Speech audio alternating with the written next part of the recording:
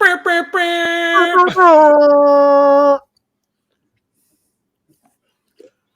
everybody. This is the first episode of Megamon, where you get to see little people fight giant monsters.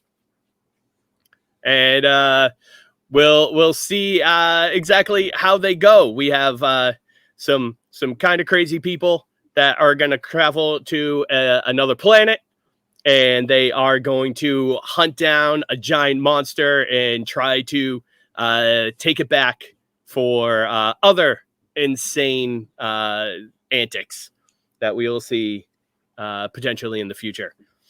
Depends on how many of these monsters we actually catch. So we have our group of hunters that have been put together, and they will be traveling to a planet. And the whole thing will be caught on live feed with drones flying around, capturing every moment of their adventure, relaying it back to a rabid crowd that is going to be cheering them on, either for their success or for their super gory death. Whichever one. Either one gets ratings, so it doesn't really matter. So we are going to start this off first in our room, our departure room. So it opens up in a fairly stark white room, bunch of lab techs with clean white coats on, walking around preparing the equipment. Two of them carry in these large, super durable black cases, and they walk over to two teleporters, these big kind of clear plastic tubes, and as they push them in, step back, a couple other techs hit some buttons and dials on a giant projected screen, and we see those kind of like twinkle out of existence. At that point, we have our 4 hunters who walk into the room, and we won't do introductions or anything quite yet for that. We're gonna wait till the show reveal for that part. But as you walk in, your main contact, Dr. Martins, he welcomes you in and says, okay, why don't you come on over and gather around the display. We can talk about what you're going to be going up with once you get over there.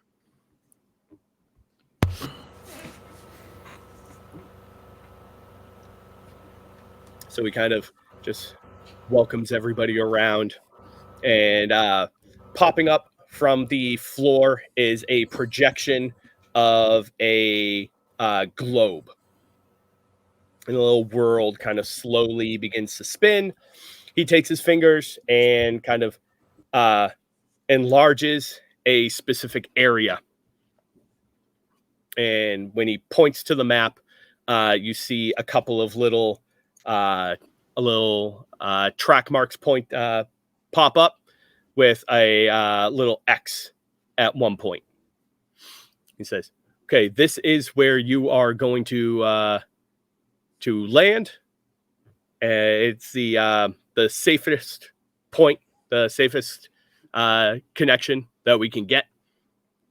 And if you follow this direction, a little west, relatively speaking, that is where the last time that the monster was seen by the drone scouts. So you should be able to search right around that area to find your target. Any questions? Yeah, I'll step forward. I'm dressed in cloaks and animal skins and an intricate layering of both techno and bio materials. Some sort of weird mending thing that my clan in the Waste knows how to do. And most of my face is covered by a sort of a a protective mask, so you can't really see too much what I look like, and I don't speak a lot, but I do step forward since we have a chance to ask a question here. What do we know about our quarry? What can you tell us before we go in? Good question. All right. So this is monster XL7345. Some of the texts have nicknamed it the Shambler. It is an immense beast that seems pretty docile most of the time. It has a covering of moss and various vegetation that appears to be a kind of co-habitual situation. They seem to the plants through gather energy, and they seem to feed it into the beast. So it has a near endless supply of energy in this zone. It is somewhat slow moving, though it has kind of vine-like tentacles that spring off of it that you might want to watch out for. This monster has been classified as a massive titan, so it is incredibly large, approximately the size of a small mound, standing on its back. As far as we can tell, its back approximately 20 to 25 feet tall, or around 10 meters. So Carter, kind of like holds up a hand. He kind of looks like Steve Irwin. He's all khakied and everything. He's got his boonie hat on. And he says, do we know if the beastie's got any weaknesses that you're aware of? I mean, obviously we don't want to set it on fire, but anything else we should know about? We are not sure quite yet. We have only seen the thing move slightly every once in a while. It does like to in the daytime, it meanders down into the flatlands, and then at night will make its way back up into the mountains. And so far, we have had very little interaction with it, with the drones.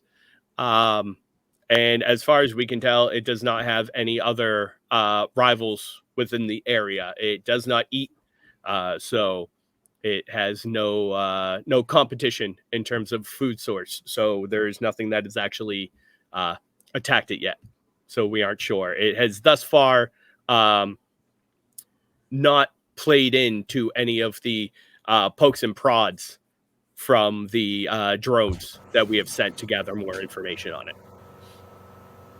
In the climate for this place? And he'll kind of zoom out slightly for it. Is the planet you are going to is TPA 12. It's a Earth-like planet. It is somewhat arid, so it is a rather dry zone with a fairly temperate climate. However, the area that the Shambler does like to visit is one of the few oases within this zone.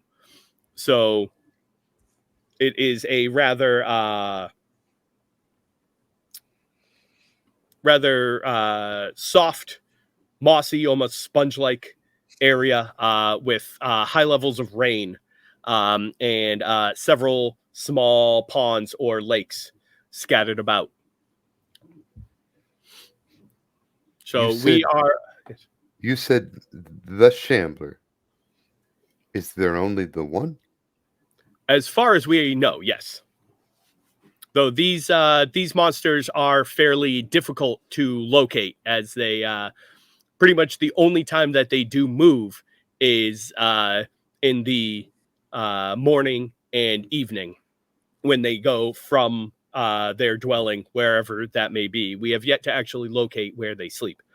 So when it comes from its sleeping location down into the flatlands to sun, and then back up. And is one of those transport discs going to be enough?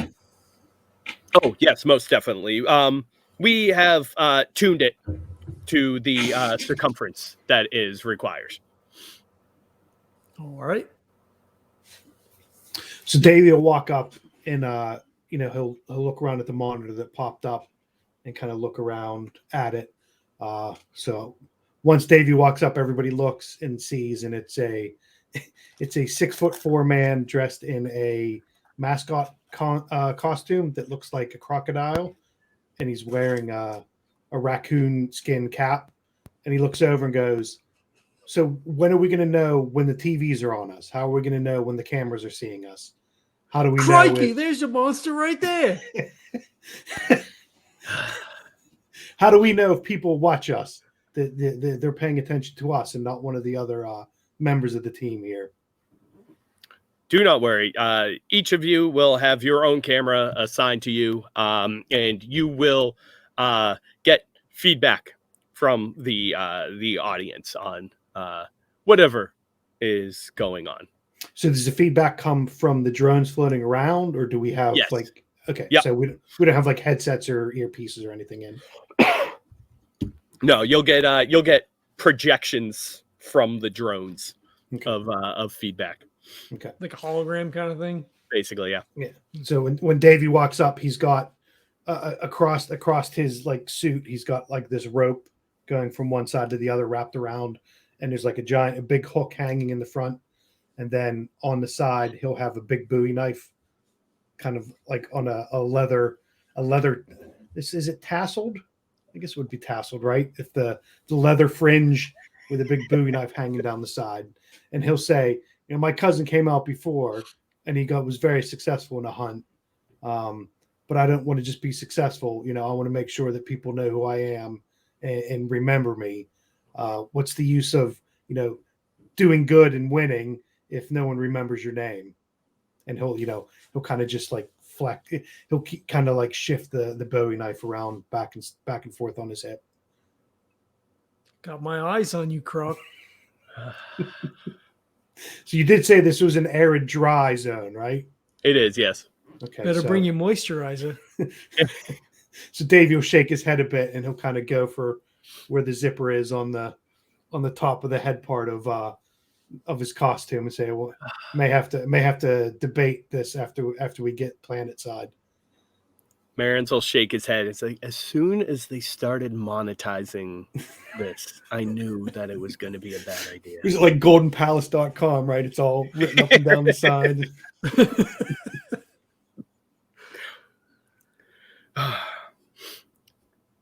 Okay, well, if there is nothing else, he'll and I'll say too, while you were having this conversation as well, he'll have pulled up a second thing of a second video that's like drone footage of the Shambler, what they have. And basically all you saw was like this large, it looks almost like moss and fern covered hill that all of a sudden just like undulates and like begins to like lift up and move like ever so slowly. And then you'll see one of the drone that this footage is coming from, like as it gets it comes up to it, and you see like an electrostatic shock that comes from it. And then there's this swift movement that you can barely even see blurred from the corner of it, and all of a sudden the whole screen just goes static. So whenever Davey sees that electrostatic he kind of looks around to see what other equipment everyone else has, and then he'll he'll grab the big metal hook hanging down, and then grab his knife and kind of look back to where that shock was and say, I don't. He'll look over to Mercy and say, "You look like you have more organic coverage, so maybe you won't get zapped by that when we get there." Well, no, you even so that is in order to test the monsters beforehand, they want to get some information on them to give to the hunters. So they send drones there. They call them prod drones. Okay, And they're so it was just coming there from to make the monster angry, so gotcha. that it'll show as much of its offensive capabilities as possible. Okay, so it's coming from us then. So if I nice. switch it around the other way, I'll look back and say, yeah, that zapping down thing, that's just for the monsters, right? That's not going to be aimed at us. The only thing we have on us is cameras, right? Oh yeah, you're fine. Yeah. So he'll ease his hands away from the metal. It's not like we put like bombs in the back of your head or anything right. Yeah, like yeah. that. No, you're fine. And he looks back. He's like, wait, this isn't that group, is it? No. Okay, yeah, you're fine. Carter looks over to Stark as the only one that hasn't said anything. He says, "Hey, what about you?" And Stark, for the people that are seeing this around him, Stark. Yeah, I want to know what you look like. Yeah, first. Stark is actually pretty young. He's in his 20s, probably 20, 21. He is covered in a lot of earth. So he's got a lot of branches and leaves and pine needles, and he's got like rubbed in dirt and shit, and like it's all caked in him because Stark is one of these hunters that wants to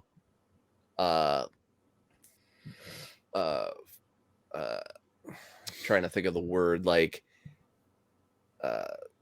become one with these monsters instead of going the route of just hunting. He wants to, he's as you can see on his right hip, he has a pan flute. On his other hip, his left hip, he has an elixir, which no one knows about, which is a hypnotize elixir. He wants to be kind of like the Pied Piper of monsters, and to kind of be able to not only work with him, but he can kind of lead them to do the things that he wants to do. He's been more successful than not, but he's still got a lot to learn. The way that everything is kind of caked on him too, he looks like a cross between kind of like a fox and a raccoon, kind of. So there's a lot of colors going on, and it's kind of confusing to people that aren't used to it, but just something that Stark has been doing ever since he's started hunting. This is just what he's always thought he was going to become, and that's what he does. He's like a human ghillie suit. He's got stuff sticking out all over him. Just based on that description alone, all of the dialogue that's preceded us, like everything the director guy has been saying, whenever he says something like particularly corporate or ironic, I look over at Stark, because he's the only one in this group that I kind of like can identify with. Yeah, I'm from the wilderness, Yeah, and Stark is more of a, with the whole like trying to be one with the animals and stuff like that. He'll do that with people too. He'll, just kind of like survey everyone's personalities and what they're like, and he's not an alpha. He kind of sits back and takes everything in and then takes notes.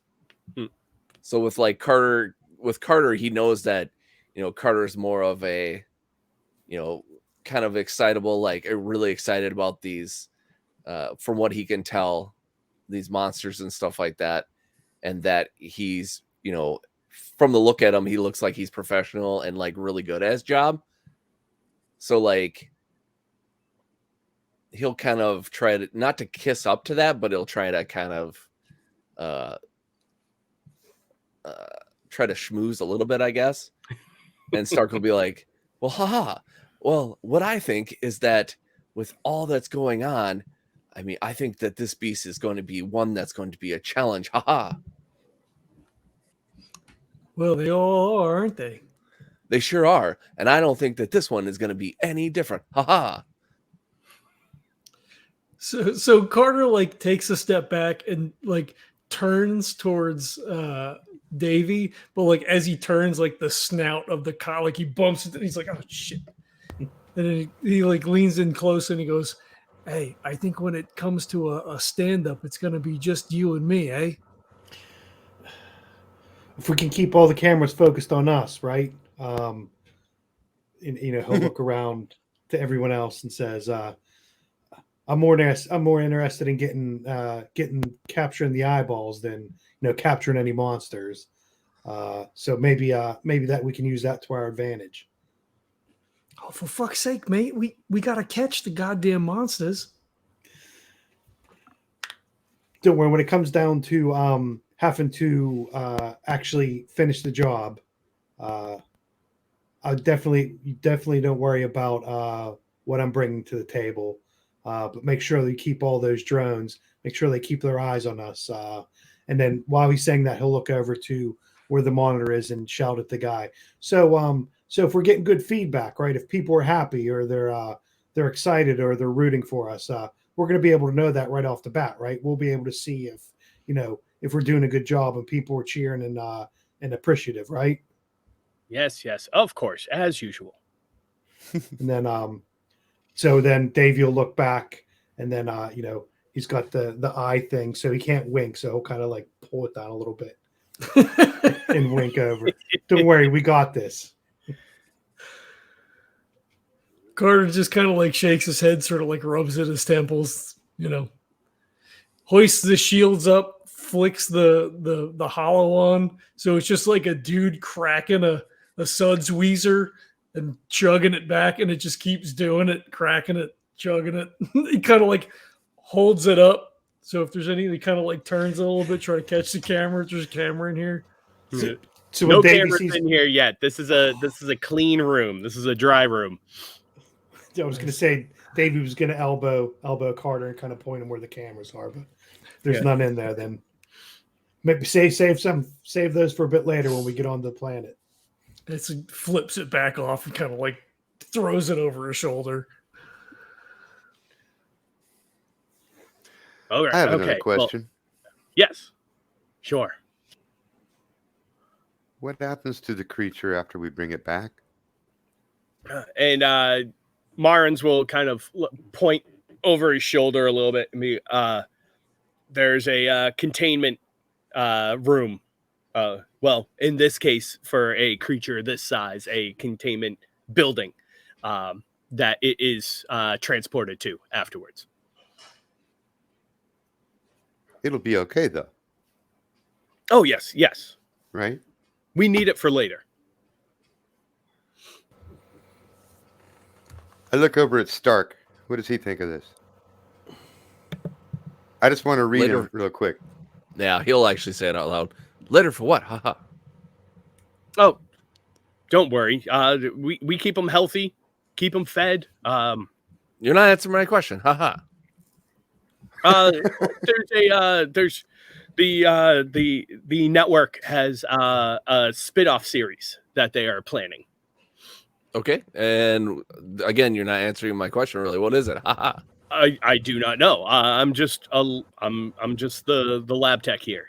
That's so you're promising us that the Shambler will be safe. Haha. It will arrive as long as you do your job. It'll arrive in relatively good health, and then our technicians and veterinarians will look after it and return it to 100%, if not better than it was before. I'll take you at your word. Haha. So this spin-off you're talking about. So is this like some kind of voting show? Is this some show if we get the most votes we can go on to the spin-off show too, or what's our chances of making sure we get our faces on the cameras on that spin-off show? I don't know. I'm not in the planning board. I don't know what they do up there. I stay down here. I get you prepped. I send you on your way. That's it. Where's the showrunner? Is he around here somewhere? Anyone else we can talk to? We got any script doctors in here? Find out what's going on. And he looks around like, do you see anybody in a suit here? Well, yeah, my suit, but that's not the kind of suit I want to talk to. At that point, he turns around and he picks up a box and he opens it and he says, take one, put it on. And in each of them, there's a cuff. It looks like a kind of a large digital, round digital readout face, and then it cuffs around your wrist or wherever you would like to put it. Yeah, Carter steps right up and grabs it. What's on the readout? This is for basic medical information, if you would like to keep track of that. But more importantly, this is your tether to our location. So once you are ready to come back, you type in your passcode and brings you back. Stark grabs a wristband and puts it on. Davy grabs it and kind of looks at it with his it doesn't fit on his wrist, so he kind of turns around and he unzips a bit, and then you see one arm go limp. Takes the glove off, puts it back. Yeah, he puts it back on, and he starts mumbling to himself, I hope I don't get into any shit, because if I get to zap myself back here, I'm gonna have to be taken off. I love it. I just know you have to take your arm out of the costume, so the costume arm goes limp for a second. Yeah, if we're stuck in the middle of something, I got to push that button to get back. It's going to take me a lot longer than everyone else. Right? He's just grumbling to himself. Yeah, he's trying to put it on, but his other arm's just whipping from the side to side because he's trying to work it on. Has the homing disc already been sent over? Is that something we got to take with us? That is already in the equipment that has been sent ahead of time, and so you'll be fine. What other equipment are you sending over there? Just a disc or anything else? No, all the drones and everything are sent over beforehand. They really like to get the arrival of the hunters. So you're not giving us any other equipment other than our equipment? Oh no, why would you do that? Just double checking. Aren't you prepared enough, Davy? Haha. Every little bit helps, right? If they're gonna add a bit more spice to it, then I wouldn't say no. I got my backpack to stick some stuff in. If there was some extra things that go boom, then I wouldn't say no to that.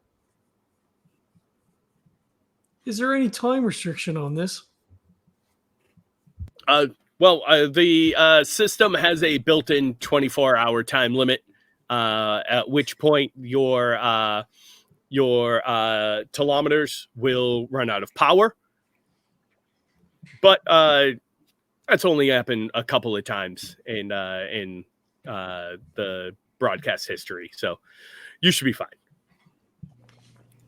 Oh, that's refreshing. This hunt is a relatively short distance. And he goes back to the map and he's like, you're only looking at a few kilometers, so shouldn't be a problem. All right, well, let's get to it then, eh?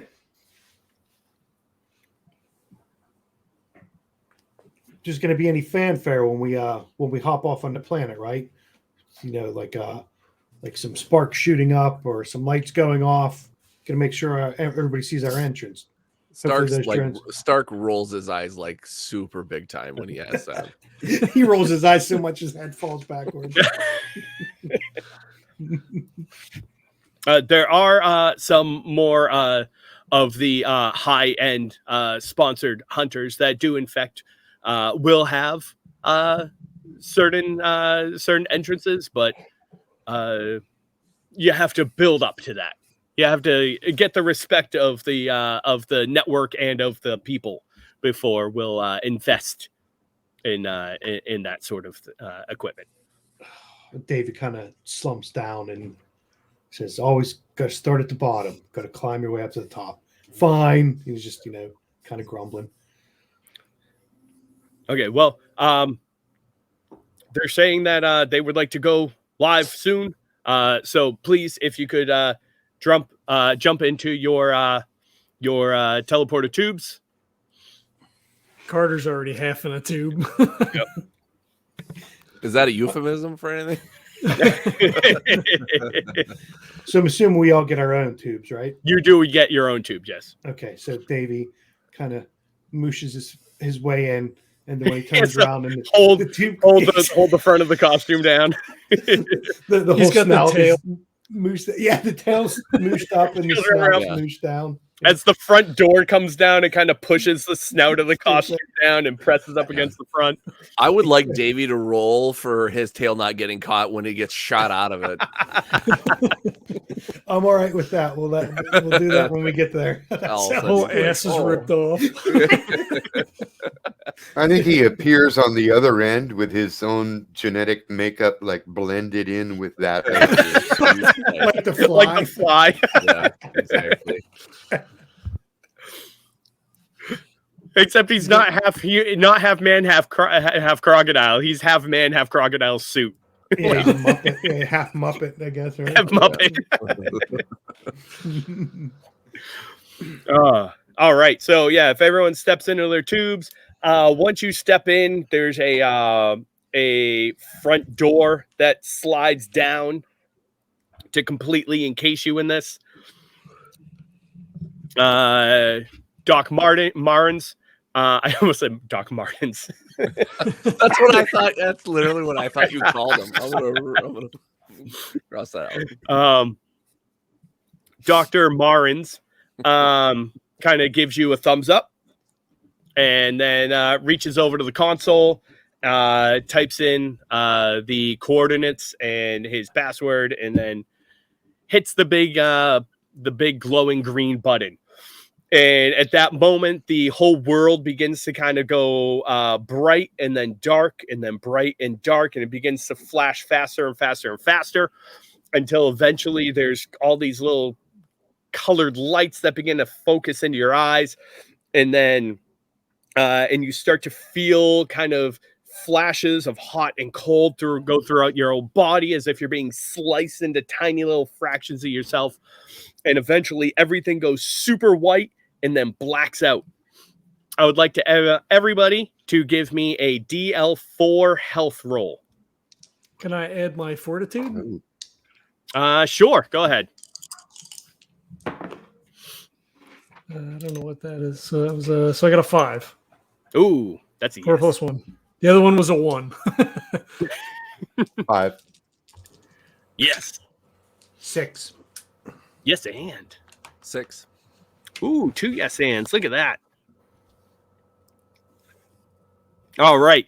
So you appear back on. You appear now on the planet, and as you kind of come into reality, your molecular bits placed back together.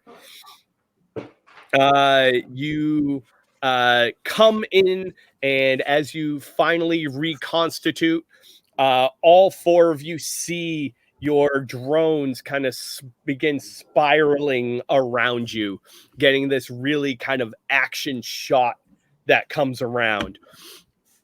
First one is Carter Allen. So your camera kind of pans around you, and from the audience's perspective, the shot kind of comes around your back, and then as it comes into your front, there's a quick freeze frame, and there's a can of beer that comes falling down into the screen, and then a knife comes shooting through it so that beer splurts out the side, and your name, Carter Allen, flashes up on the screen.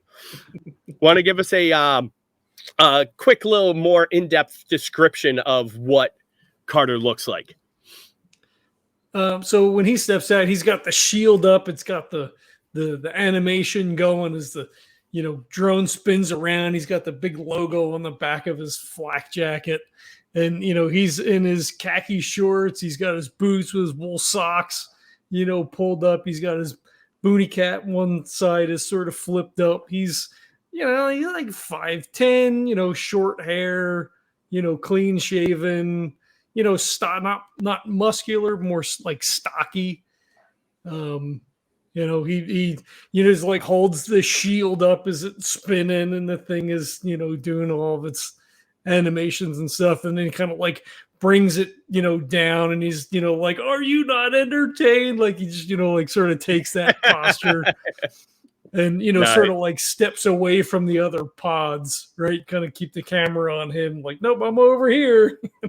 Oh yeah, all 4 of you are kind of set up. They teleport you in, so you're far enough away that you aren't in each other's shots. Nice. No. All right, and then we have Mercy as your camera kind of pans around, and then it freeze frames right on the front. There is this small glow that appears from front of you, and then this giant cross appears, and then flashing across that with a big final flash of a glow is Mercy.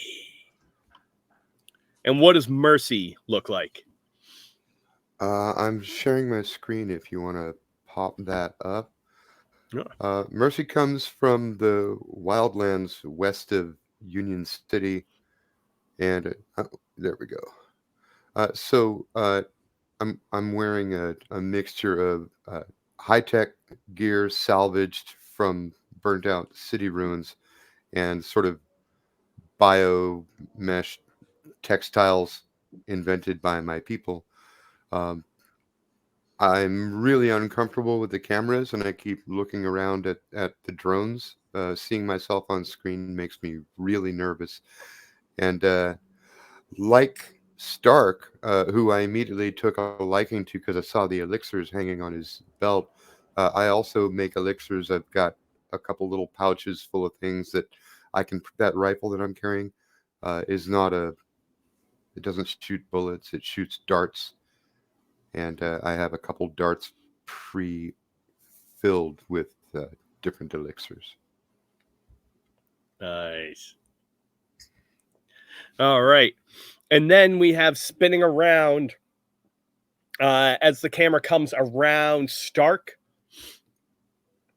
It comes, and when it freeze frames right on the front of you, and a menagerie of animals begin to kind of flutter from the corners of the screens and solidify into the middle, then bursting out into a freeze frame as we see Stark strewn across it, almost in like crayon-like writing. So when these pods kind of drop us off, how do they land? So the pods themselves don't land. You're actually teleported over to this other. So think of it almost like Star Trek-esque teleportation. Okay. All right. So Yeah. for my if you don't mind, Of course, go ahead. I'm gonna have it, instead of being like I'm just kind of teleported and I'm there, it's almost like one of those I'm teleported forward. So when I'm teleported forward, I kind of come into a slide, and I kind of come into like a 3-point stance with one of my hands in the air. Nice. And what you can tell is that actually all of my fingernails have actually been sharpened to points. Disturbing. And yeah. And so when Stark comes to kind of slides to that 3-point stance or whatever, even though he's one that doesn't seem to take in the glory of the crowd or anything like that, he does actually wink at the camera and does his little haha kind of thing. And I pretty much gave you most of a description of what Stark looks like, but like as far as like human clothes goes, he doesn't really have anything that way. Most of the stuff that he has that's covered up his bits are actually are earth made or whatever you want to call it. So one of the things that it's funny because even before I even know what the shambling was, he actually has like a vine made kind of like underwear covering up his front and back. And he also has a kind of like a strip coming across his chest too, kind of hiding his pecs. And it's made out of a what looks to be kind of a leather, but you don't know what animal or beast or whatever it's kind of made out of. It's just kind of wrapped around. Yes, it is. I was just gonna type that Damn in. it, you ruined it. It's people leather. Well, as soon as you said we don't know what kind it is, you know where everybody's mind's going, right? What do you think pleather is? It's people leather. Yeah, exactly. So he comes with a flourish. He does his thing. He does his haha, and people are Nice. This is Stark. And so when Stark pulls in like that, from his drone, from your perspective, you can actually see holographic projections begin to pop up from the drone, and there's thumbs ups that pop up and hearts and then laugh emojis, and it's like the big laugh emoji with the tears coming out and everything, and it's not meant as like they're laughing at you, but they're laughing with you type of thing. It's like their emoji representation of your like haha catchphrase. You got those hearts going. Yep. Yeah, and I forgot Stark also has kind of like a Cloud from Final Fantasy kind of hairdo, except for it's fiery red. Nice. All right, and finally the camera, the drone kind of pans through, and when it freeze frames on Davy Crockettdile, there actually is kind of a crocodile that quickly waves through the screen and then lunges forward, and when it kind of opens its mouth and clamps down, showing up right on its flank side is Davy. So when Davy comes out, it's almost like it's like watching ESPN, either when they go to commercial or they're coming back and they zoom in on the mascot. So he's doing the clapping, and obviously he's got the big snout. So then he grabs it each way and pulls it sideways. Yeah. Like if you're watching a Florida Gators game where the mascot's just he's clapping, and then he does that, and then he pulls off from his back, one of those old, the old bull horns, that cheerleaders use on the sidelines, just like the big cone. And he's clapping and waving his arms and like shouting, and he's just shouting his own name into it, and he's clapping. So he's a mascot, so he's doing. There you go. I imagine too. It freeze frames perfectly as you like pull the blowhorn out, and you're like and it like free frames perfect into that like.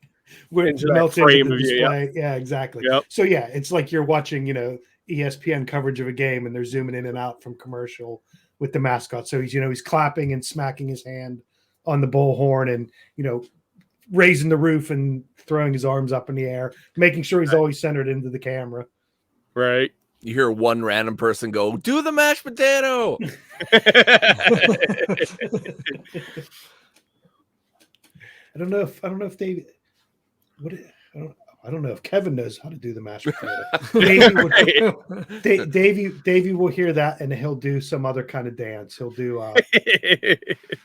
the floss dance, right? Can we say that? Yeah, he'll do the floss dance, and then likewise with Davy, you see kind of holographic projections of thumbs ups, and then of like the actual like crocodile emoji that they have and all that kind of stuff. So all those start to pop up all over the place for you as well.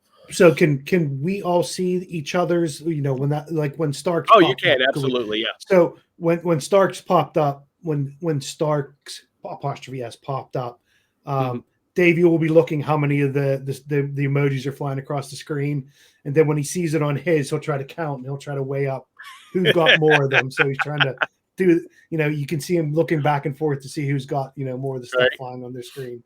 Yeah. It's hard to get, you have to kind of flip your head back and forth. It's hard to keep track. But you think that you might have potentially a few more of him than him. He'll pump his arm when he's looking back and forth. It's like on Instagram, right? Because they just all go streaming down the side, so you can't really Right, exactly. see how many are going. Yeah.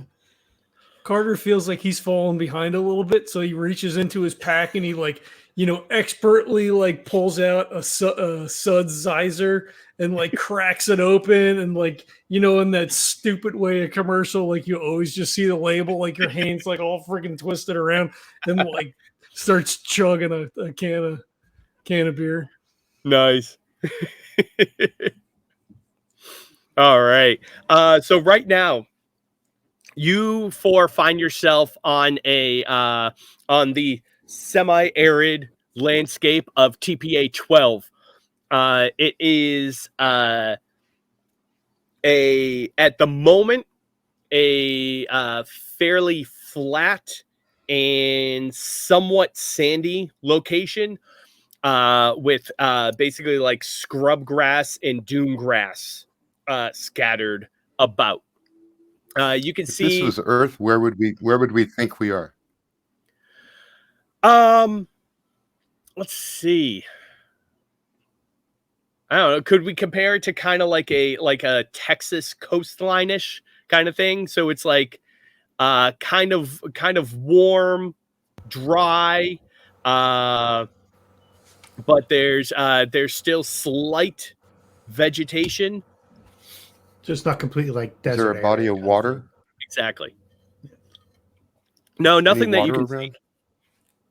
Okay. No, but off towards the west, you can see somewhat close to you, probably about 4 to 5 kilometers. That the landscape does kind of rise up into a small mountain chain.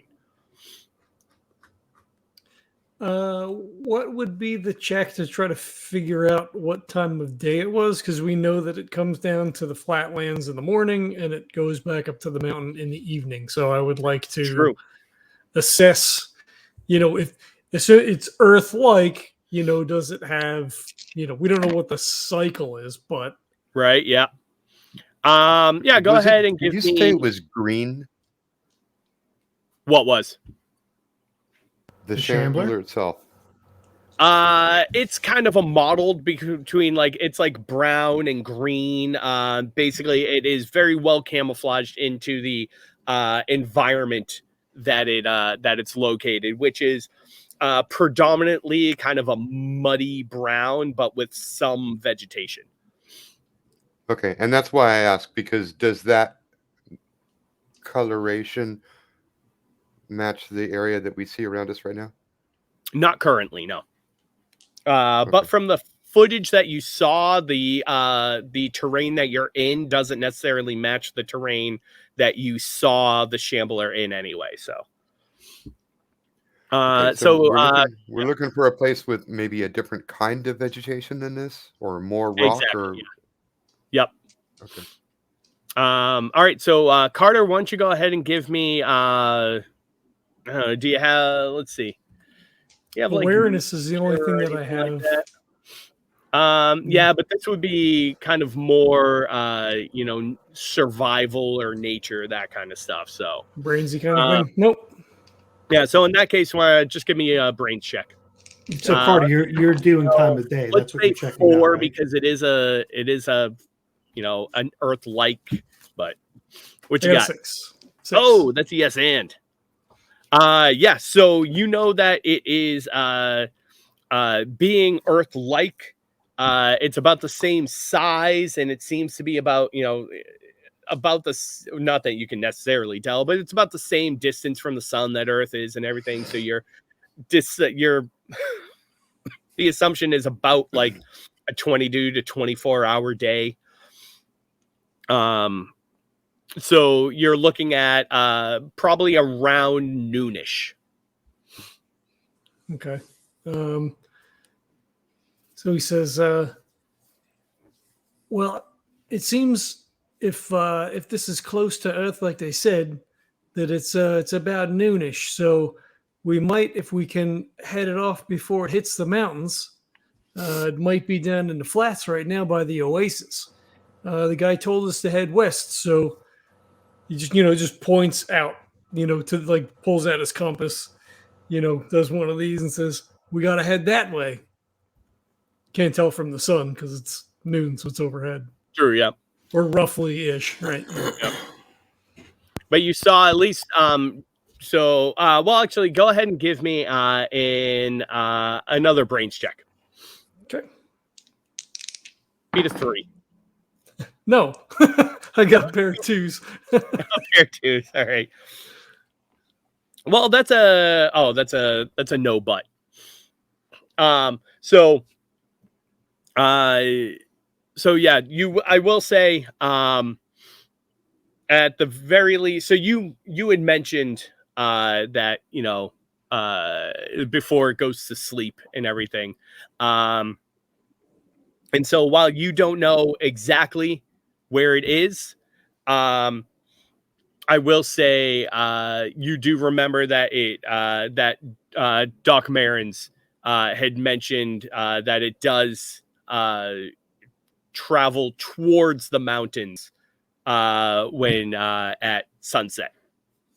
Yeah, that's why I wanted to head up that way and try to cut it off before it got up there. So Davey will look to see what Carter's doing. And, he'll kind of step away from what everybody, and he'll try to see if he can. I guess we're just dropped in, so it's not like he's going to find any tracks now. But, he'll kind of look around if we can see. Do we know if the sun rises in the east and sets in the west, right? If it's heading towards, Davey's just trying to think of a way we can try to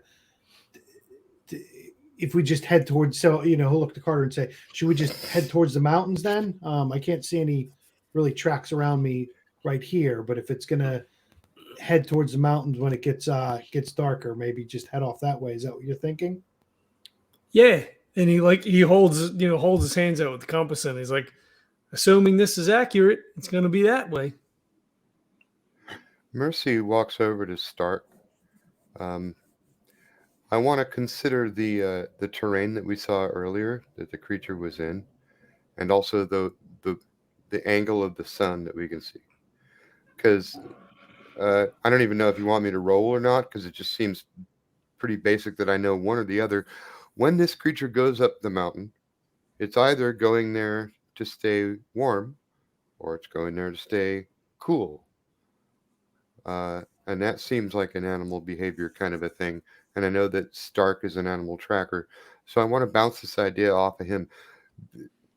Based on that video we saw, which side is it going to approach the mountain from? The warm side or the cold side?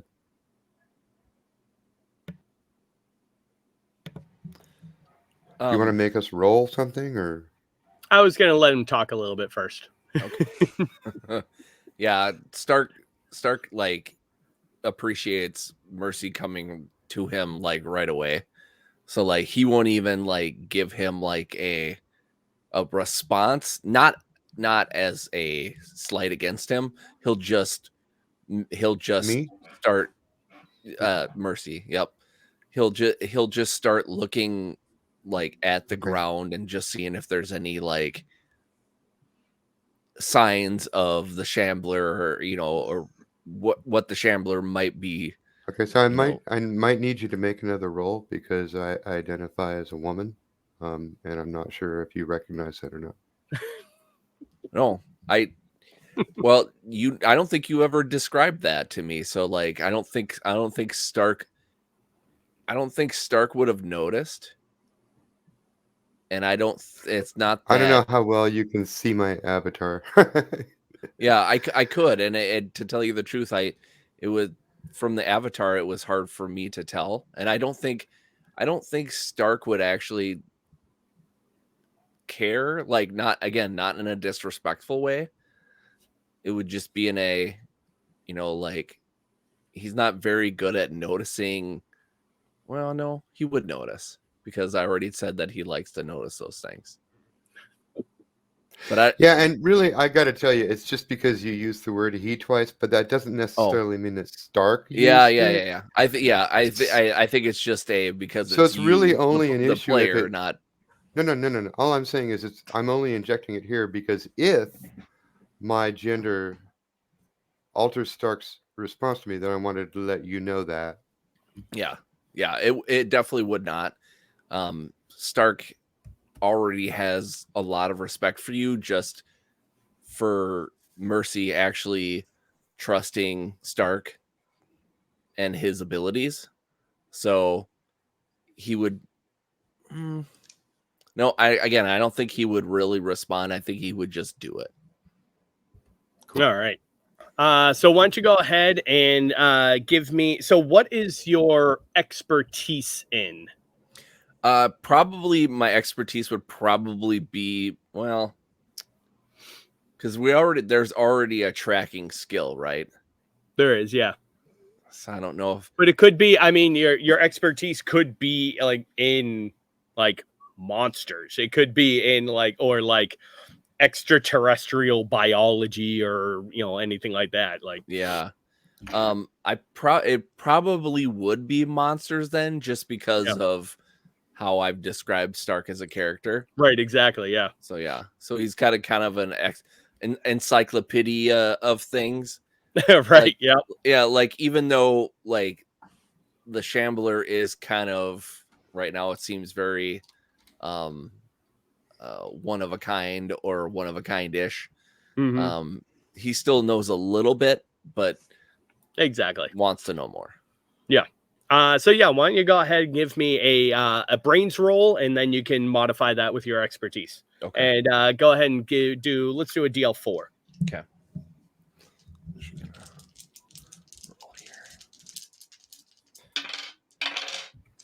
Wow, I'm glad I have my expertise. That's a 5.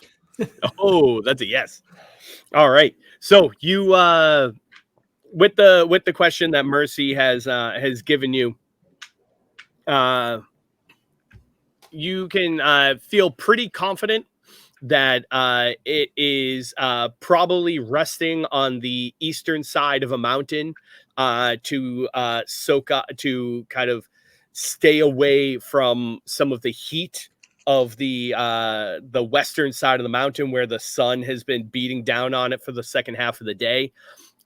Mostly so it has absorbed a lot of the nutrients and the water from the day, and doesn't want to sit on the warm stone to have that kind of be leached out of it.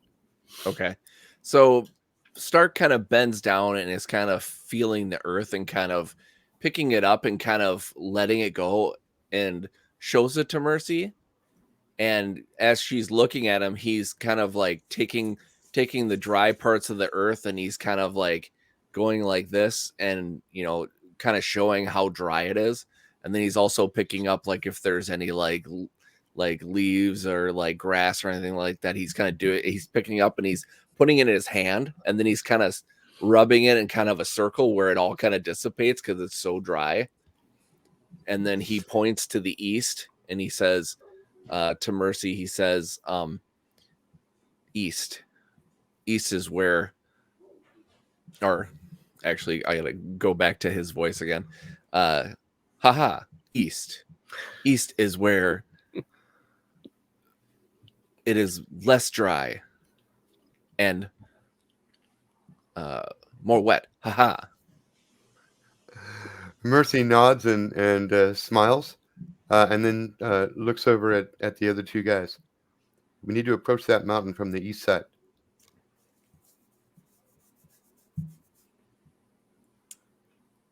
All right, well, we still got to go west to get up there, yeah? And then we'll just have to make a jag through the over the side of the mountain then. Well, I mean, if you're coming from the west, then if you're traveling west, then you will be hitting the eastern side of the mountain. Huh. Right, what he said.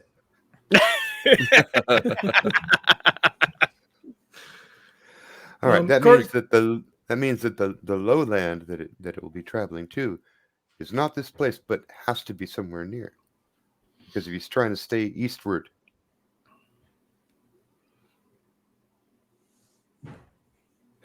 So then I guess our question is he coming from the north of us or from the south of us? Because whichever way he's coming, he's headed toward the east side of that mountain. And I'm gesturing with my head to the west. He ain't coming from here. Why don't the four of you give me a psyche check? And if you want to modify that with awareness, you can. Now let's go ahead and make it a DL3. I got a 7. I mean, 2. out of character, the guy said go west. Like, Sure, he yeah. showed us on the map. We go here, and it's that way. Yeah. 3 right on it. All right. That's a no but. I rolled a 5. Ooh. Unless I can add animal behavior. No, this is something different. All right. Davy? 2. I'm sorry. Didn't say it all. 2. Oof. That's a no and. Starts freaking out, hyperventilating in his costume. Is it hot here? Or is it just Yeah. It's so hot on this side, passes out. Let's All go right, up and find this stupid thing. It's supposed to be cooler and wetter where he's at. Let's go find it. Yep. So we have let's see, Carter and Mercy. You also got a yes, correct? I got a yes and. Yeah, you got Carter got a yes and. So the two of you can see that they're off to the west. There seems to be kind of I'm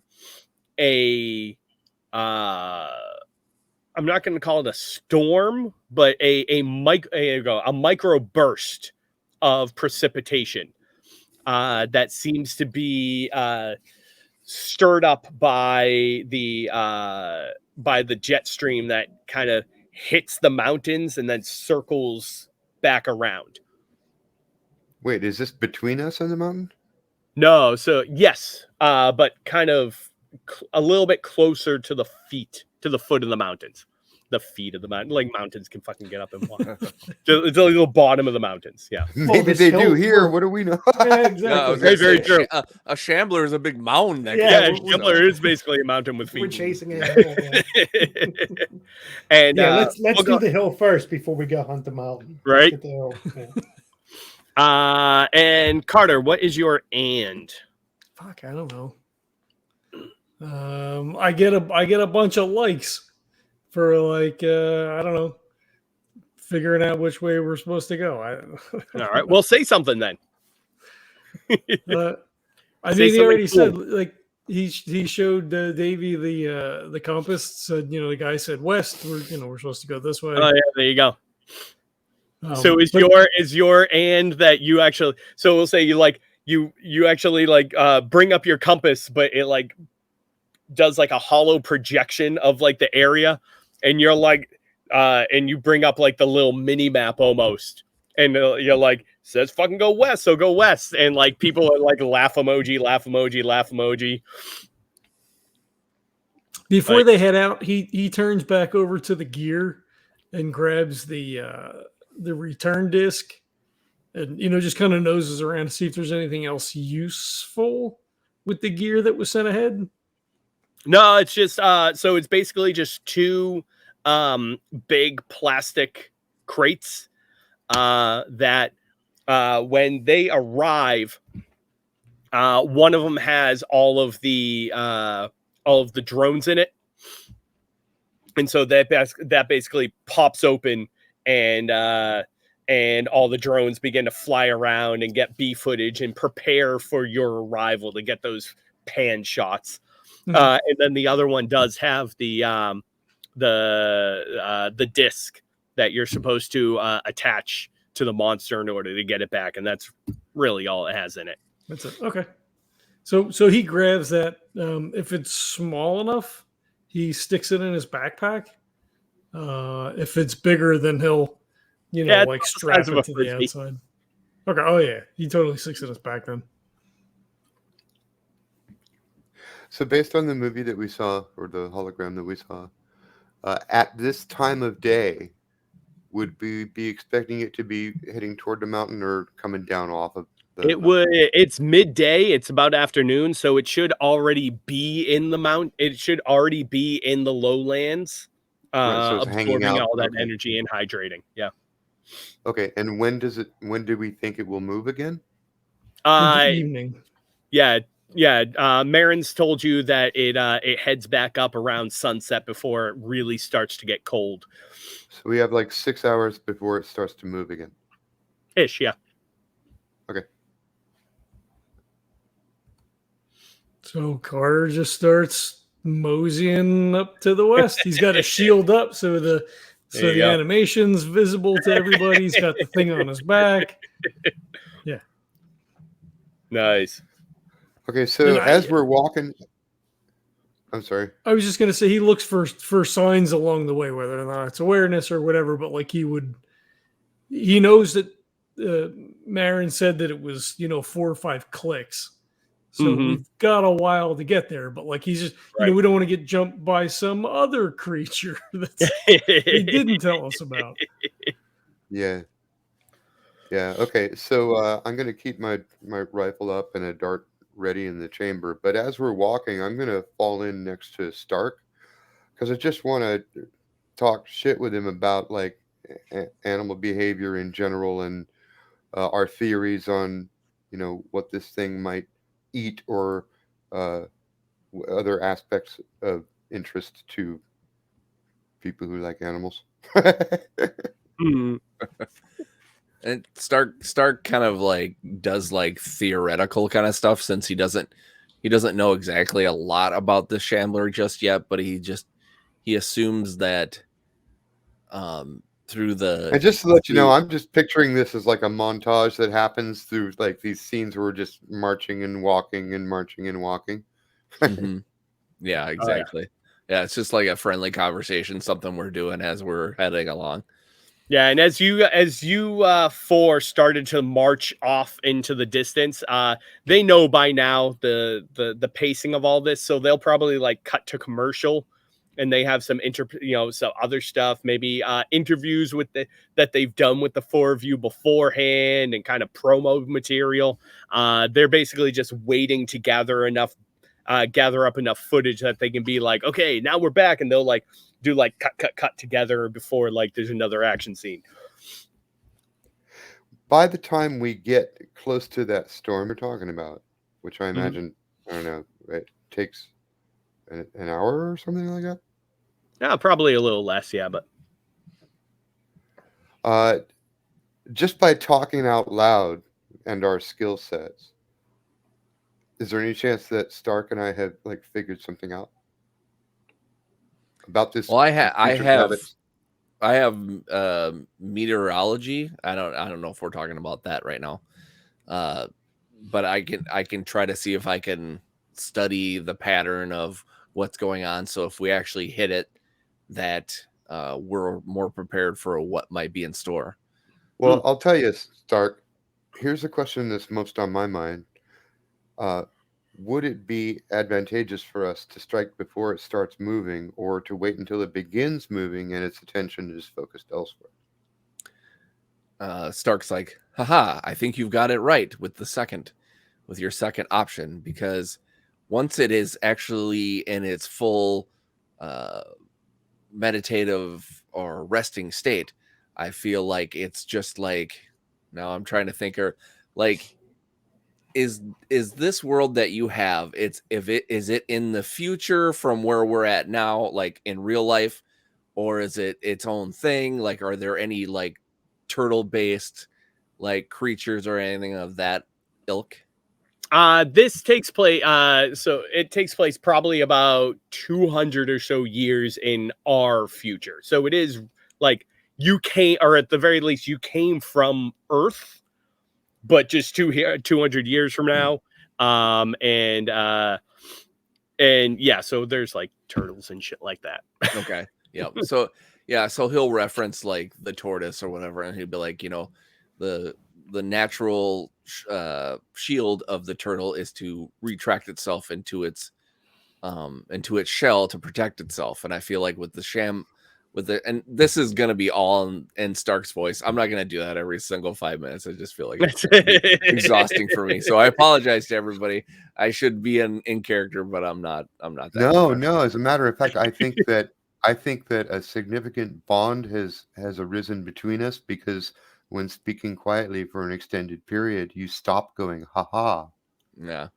That well, makes even sense. if we want to throw to parse language from WWA, if you want to do like a quote unquote kayfabe moment, like so when all the drones are going around and everything, once the broadcast cuts to commercial, your drones will go to a dull yellow, let's say a dull blue light, which means that they are gathering footage, but they aren't currently live streaming. Okay. Yep, sounds B-roll. good. So yeah, that makes more sense. I like that, because then it feels more intimate, for lack of a better term. So it's like, we're having this conversation between two people or whatever. And Okay, so, well, I'm actually nervous about the cameras, and I don't usually talk when they're on me. And if they ever catch me, when you guys are grandstanding and looking at how many hearts you've got and like posing for the cameras and all that, if the camera ever happens to catch me, I'm like putting my hand to my head or rolling my eyes. Every single time. Nice. So going back to the conversation, Stark is like, so catching this shambler in its movement form will be probably the best way to, for lack of a better word, attack it, even though I don't like that word. You're fucking brilliant, and I literally say that and punch you on the arm to get to the softer parts. Yeah. And speaking of softer parts, you gotta punch him in a area that he wasn't ready for, and he kind of rubs it a little bit, like, geez, that kind of thing. And Stark is like, look, okay, so I'm standing up and like walking in a circle, kind of like snapping my fingers as I'm thinking out loud. That means we don't have to go all the way up the mountain. We may not even have to go through that storm. What we want to do is wait somewhere inlay for it, somewhere it's going to go next, and maybe wait till it passes and come in from its flanks. And Stark is like, as much as I don't like Carter for his bravado, I think that's pretty much what Carter was saying. He wanted us to kind of wait, get in front of it and then wait for it, so we could find out what its movements are and be able to better get our grips on how we can approach the shambler. Okay, because what I thought, I'm out of character now. What I thought I heard John say was, let's head east, simply because that's where it is. Well, yeah, I mean, and out of character, we have to get into where it is, out. right? So no, BC, we don't have to get to where it is. We want to get to where it's going. I think that, but that's because west. if it's like the creature is west. No, see, my question earlier was, is it okay, so the mountain is west of us, but we know that this, where we are right now, due west of the mountain, is not where it goes to feed, right? So it either goes northeast from the mountain or it goes southeast from the mountain, and we don't know which. So it is a question that we have to solve, but we can get kind of close and try to figure out whether it's going to be moving northward or southward. Well, I think we're looking at it differently. So, like, if the mountain is here, right, and we landed down here, then we're going west up towards where the mountain is, and then the flats are going to be down here. So, mountain flats, we're heading west. We're trying to intercept it as it moves from here to the mountain. All of that stuff is to the west. I mean, that's what Marin said to us. You have Yeah. to go west. The mountain is west and the creature is west. And what I'm saying is, if we went west right now and hurried through the storm, we might catch it while it's dormant. But what I'm saying is, let's do that. Let's actually wait until it's moving, figure out which way it's moving, and attack it after. Yeah, I don't disagree, but all of that is we have to go west to get there from where we landed. We may not have to go through this storm, though. No, maybe not. Yeah. Depending on where we think it is as we get closer. Right? There's an oasis. There's a singular oasis, he said, that it goes to. So we need to find that oasis. We can see where it is and we can catch it after it starts moving from that location. But we need to get to there to find it. Maybe we don't. We all did see some kind of a map. Can we get a brains roll? Do we know if the oasis is northward of the mountain or southward? Well, you can go ahead and pull the map as Carter did. He kind of already has pulled the map up, so you have a small kind of mini map of the area. So, okay, because I'm thinking we don't want to move due west toward the mountain. I'm thinking we want to move kind of off to an angle toward its evening area. So right now, as far as you can figure, it should be resting in the oasis or near the oasis. Wait, I thought you said it was resting on the mountain. No, so during the day, it's in the oasis. At night, it's in the mountain. Oh, okay. Yeah. Okay, got to reverse that then. So we're trying okay. to find the oasis. All right. So once again, So if you know where the oasis is, and if you know where the mountains is, if your point is to intercept it, if you have those two locations, then you can always just camp out somewhere in between those two spots. Which was Carter's plan. And the storm is right between us and the mountain. And so far we've been heading due west, and there's really no point. We don't have to head due west. What we want to do is angle whichever way that we saw on the map, so that we can catch this thing while it's moving. And that's going to be, in 6 hours or something. So we don't want to go west. I don't understand that logic. Everything from our location is to the west of where we are. The oasis and the mountain are both simultaneously to the west. But the oasis is, Jesse, I'm going to say northwest. It may be southwest. Correct me if I'm wrong. I'm going to say northwest of the mountain. So if the mountain is like center of the clock and we're at 3, go ahead. The oasis might be somewhere pointing like 1.5 or 2. Well, all right.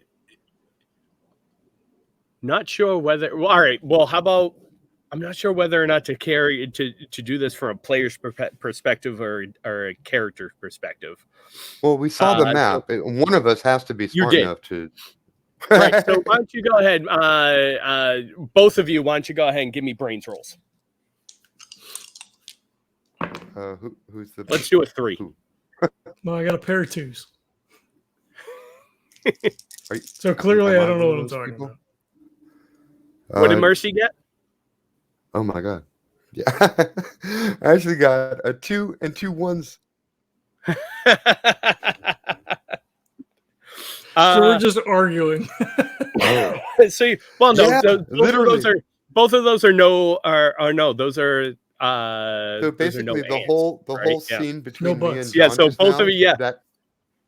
That whole argument between me and John, that just became canon. Yeah. That just went from out of character. Yeah, to both of that whole thing.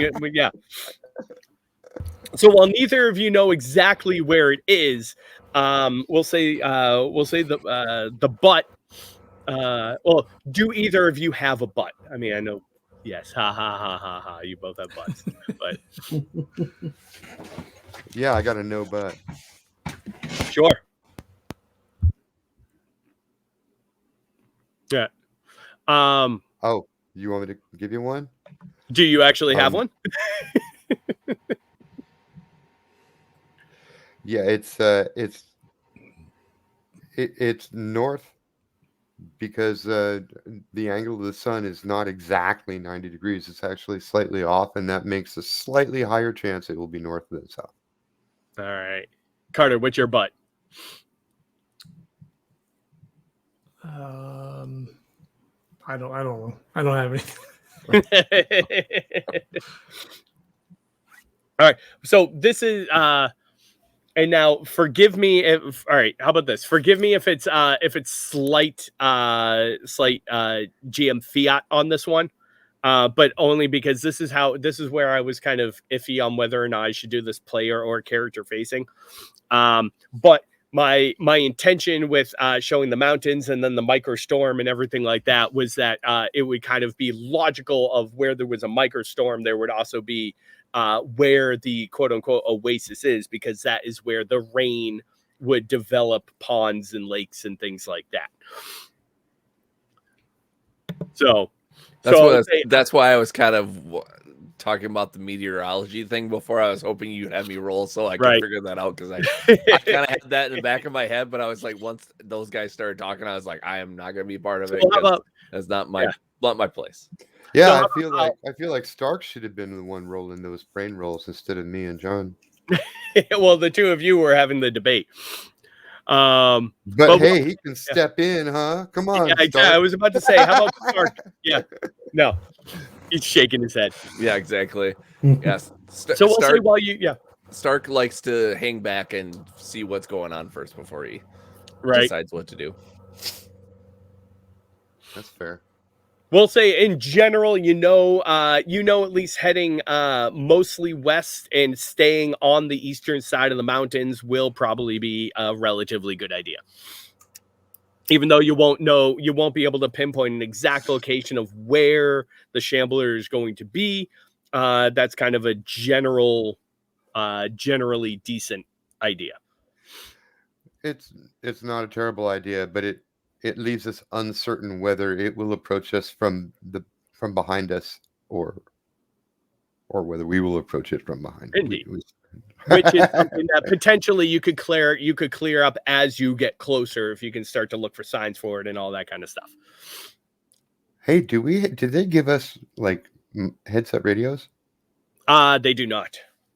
Oh. All right. So real quick, Mercy, Carter, and Stark, give me charm rolls. Let's see. We're gonna kind of do this on an escalating scale. If you have any kind of charm related skills, you can go ahead and throw those in. So before they give that, I still have my no bot. So Jesse, I wanted to do this while I saw where Stark was going, so I started walking towards which way Stark was going, because Carter and Mercy were arguing while they were discussing. No, let's go this way, go that way. I'll point up to my drone camera and I'll point it over to where those two are. So they focus on them two going back and forth, and then I'll just put it to look back at me, and I'll just shake my head, and I'll keep walking towards Stark. Nice. I noticed that Carter was getting some love too, so I wanted to make sure the camera. Davey, go ahead and you can go ahead and give me a charm check too. Oh, I got really bad charm. All right, Carter, what do we have? I rolled a 6 natural. Ooh, look at you! How could Davy have a low charm? He's a freaking crocodile, dude. Well, I mean, everybody's gotta love that, don't they? He was a good mascot, because he has and he was bad a mascot breath that got and fired. an odious personality. Right? Exactly. Davey, what was your check? Stories about mascots getting fired. It's just Davey was a bit overzealous and a bit too forceful with his running around stuff. So he's not. Did you say that he has like a hat or like a top hat or something? Like that? Raccoon skin cap. Nice. Davy Crockett. That's awesome. What was Davey's check? 2. Almost. Mercy? Oh, well, I only have a charm of 1, and I don't like the cameras, and I think that this grandstanding is really stupid, and I've made it probably obvious with all the eye rolling. Oh And yeah, at one absolutely. point, the camera probably caught me making a gesture like swinging a big dick when one of these guys was doing his bit. Because I think this is just like a bunch of boys swinging their dicks around, and we have a job to do. And so that's my attitude. I don't like it when the camera's on me, but when the camera's on me, that's what they see. Oh, I only absolutely. have a charm of 1, but I rolled a 5. Oh, you rolled a 5. Very. Look at that. You're getting And some sympathy. Yeah, Mercy's You know good. what this, no, you know what this means? The entire female audience. right. Yep. And how about Stark? Natty 6 for me too. Whoa, jeez. All right. So yeah.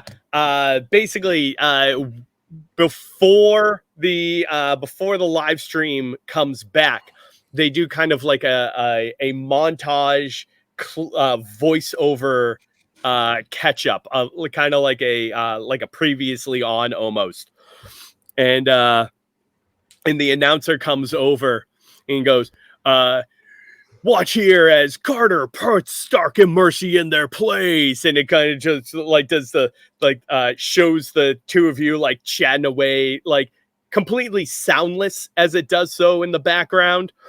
And like you see like beer cans pop up in your emojis and laughs and everything like that. And then the announcer goes, is there a budding relationship popping up between Mercy and Stark? Who knows? And all of a sudden little kissy faces and everything start to pop up on emojis between Stark and Mercy, as well as like that flexing arm. Oh my, harkening back to I'm just staring at this with my mouth open.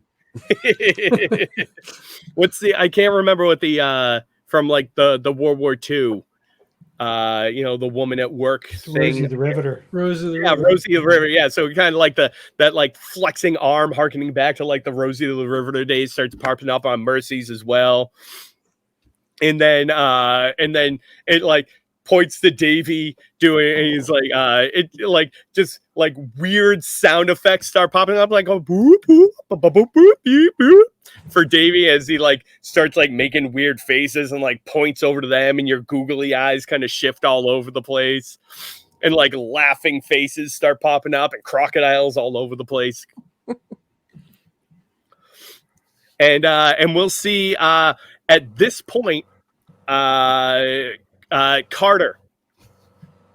just in front of you, you see kind of a flickering of lights begin to appear as a small crate materializes next to you. What is in the crate? Your loot crate. Yeah.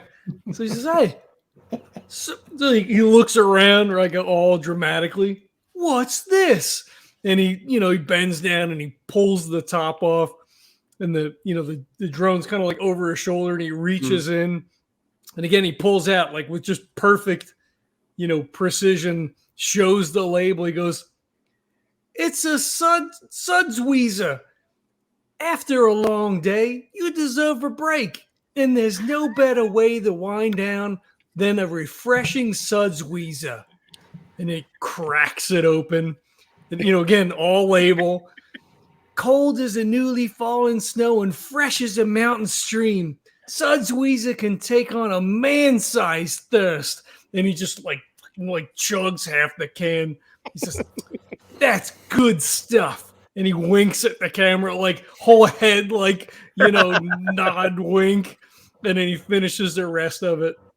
And, carefully like crushes it up and puts it in his pack. It's like, "Don't litter." And then he takes like, the other three out, and he like holds them out if the other folks want to. So when Carter does that, so Carter's all refreshed now, and Davy's not really paying attention because he's mad that Carter's getting all the attention. So he'll think the cameras aren't on him, and he's getting a bit hot and sweaty. So all you see is him stick his arm in with like a handkerchief in through the mouth and try to like wipe some of the sweat off. So there's Carter looking all rugged, drinking a beer, and then there's Davy sticking his arm in trying to wipe his head off, and he's all hunched over. So Carter's getting all the good attention, and all of a sudden Davy thought they weren't looking. He thought the yellow light was on, but he's in there trying to wipe off all the sweat, all the flop sweat. And Stark, as you have a bunch of these little kissy faces and everything popping up from your drone, all of a sudden, little twinkles of light begin to appear next to you, and suddenly, a small container is at your feet. It's weird. He's not much of a show off, but for some reason he's humble by the fact that someone has gifted him something. So what he'll do is he'll actually take his flute and he'll actually throw it in the air and spin it, and then he'll catch it midair and then pop the top of the crate and it'll pop open for him. Nice. And what is in the crate? What is in the crate? It's a good question. We'll say that in the crate is a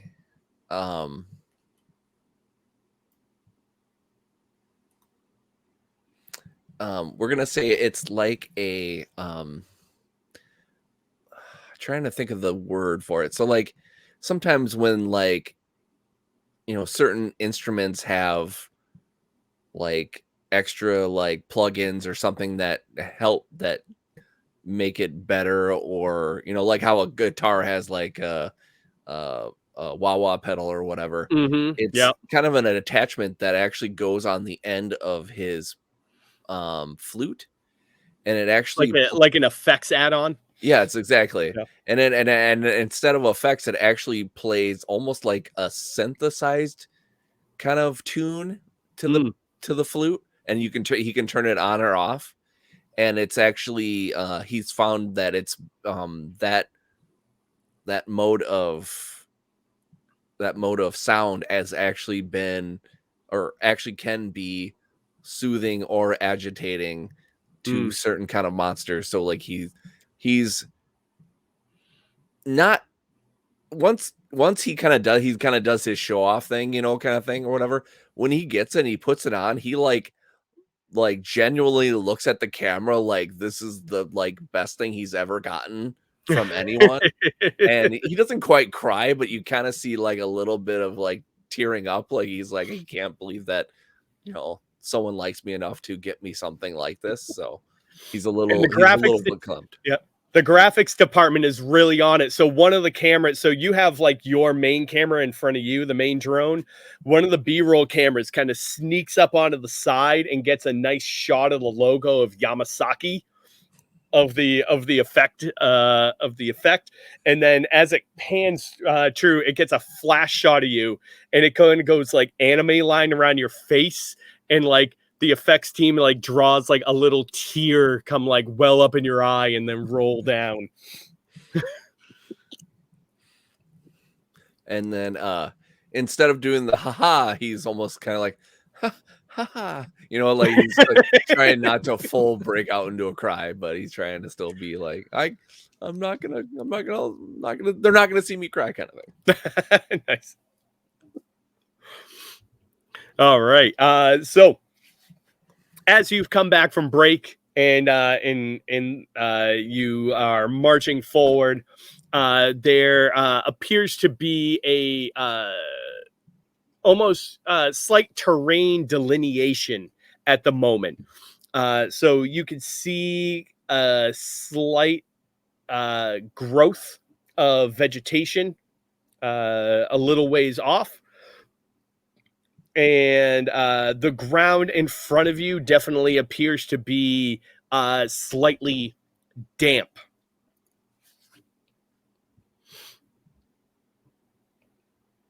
So you do have kind of the same kind of sandy packed soil that at some point earlier in the day, it looks fairly fresh.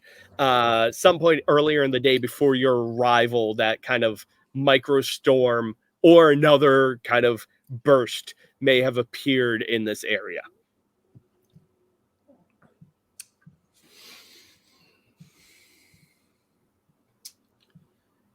Davy will run over towards it and kind of look down and look back to everybody and say, it looks to be a bit wetter over here. Maybe maybe we're heading in the right direction. Maybe the shambler isn't too far behind.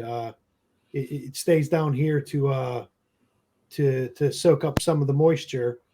Maybe it's close by. And then he'll whip his head around and spin around just to try to see if he can see anything. Why don't you go ahead and give me an awareness? So that's going to be psyche or brains, whichever one you would like, with awareness if you have it. Okay. Which it That is doesn't a look like 4. you No. do. 4. And we're going to make this easy. We're going to make this a DL3. Okay. Not So easy, that's a but 4. challenging. Yep. So that's a 4. Oh, you got a 4? That's going to be a yes. So as you begin to look around, while you don't necessarily see signs of the shambler, as you're peering through, you see kind of golf ball sized holes that seem to be appearing every once in a while. There seems to be kind of this small bubble that forms, and then when it pops, there's a decent golf ball to baseball sized hole that's left that seems to, within a few moments, kind of slowly fill itself in. You see kind of a little bit of water rise up, and then the sand fills back in. Is this popping up from beneath? Yes. So I'll look back if I notice that, and I'll shout for Mercy and Stark to come take a look to see if they can make it out. So all you see is this big felt thing bent over, looking at the ground, and Davey will turn his head back and say, Mercy, Stark, can you come check this out? See if this means anything. I don't know And if I'll I describe. need a brains roll or anything right now because I do study animal behavior. I'm going to look at Stark. It's a burrower. It's beneath us. What is? Something. These are bubbles. So if when Mercy says that, Davey will kind of look back down again, and then he'll start, he'll straighten up and start walking backwards from where he saw the bubbles. Since you do have kind of a specialty in animals, Mercy, why don't you go ahead and give me a brains roll, and you can use your ethology expertise in this. Sweet. And go ahead and give me a DL3. That's a 5 + 1, 6. Whoa, that's a yes and. All right. So yeah, you have seen similar things to this. So it's probably with the number of bubbles and everything that you're seeing right here, you're probably dealing with a shellfish or a mollusk of some type. Like you said, a burrower, something that kind of goes down into the sands. And you're probably dealing with a cluster of shellfish. And Cluster. yes, yeah, you're seeing dozens, at least a little over a dozen kind of these bubbles popping up here and there. And I can tell if they're moving upward or downward. Let's see. We'll say as you kind of move closer to the area to inspect, that the bubbles appear to become closer in appearance, which would give you the impression that the creature is kind of moving more to the surface, so the bubbles are appearing a bit quicker. All right, so I'm just going to hold up my hands for everybody to stop. And I'm going to point up ahead. They get closer to the surface up there. Watch for signs of movement. We don't know what they are, but they're not the Shambler. And I do say they to indicate there's more than one. Well, it's not what we're looking for then. Yeah, but it might bite your feet off. You want to give it a shot? Does it look like we can make it around? Are they clustered in one area? Is there a way we could sort of like scoot around? There seems to be clusters of them all around. Kind of, they seem to be taking up this area of damp sand. So he says, "There's one way to figure out whether or not they're hostile." And he pulls out his pistol, holds up the shield, and just takes a shot or two with the laser pistol at one of the clusters and see if something comes like screaming out.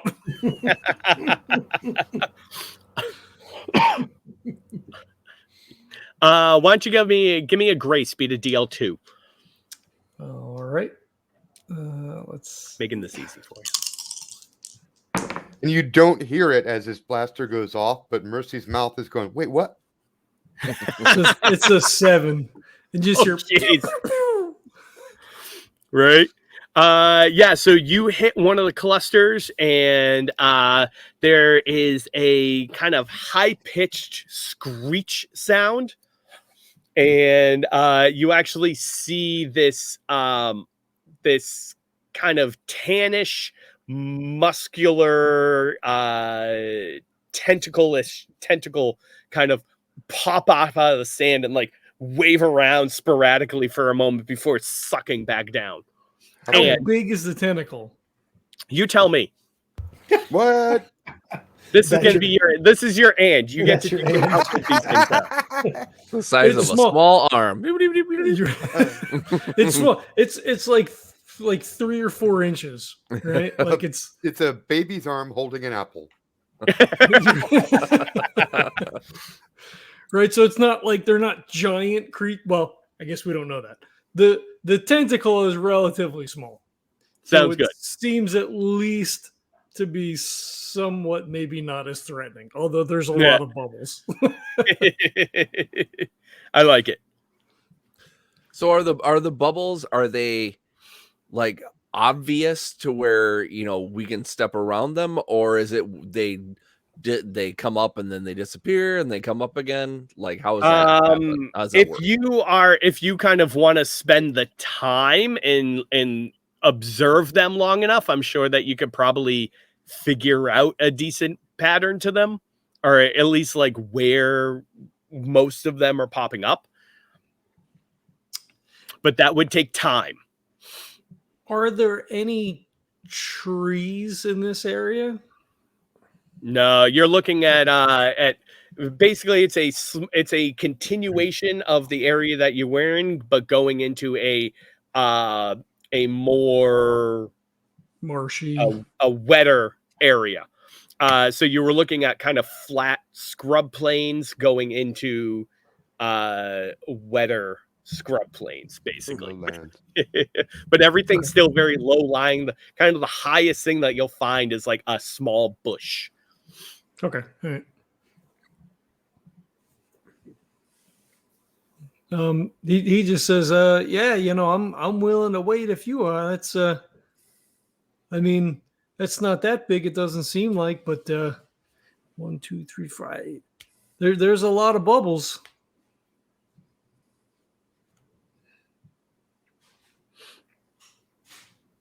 Who are you talking to? Me? To the group. I mean, the 4 of us are standing there all together. Yeah. And at this point, you begin to see yawn emojis popping up and Z's and everything like that. If it's not our shambler, then I see no reason to mess with it. Let's find another way to go. How big across is this area? Is there a way around it? It looks probably like a small beach area. So you could probably, if you want, take your time to kind of walk around the area if you'd like to see if you can find a way around. Yeah, Seems personally, like I'm favoring a northward path.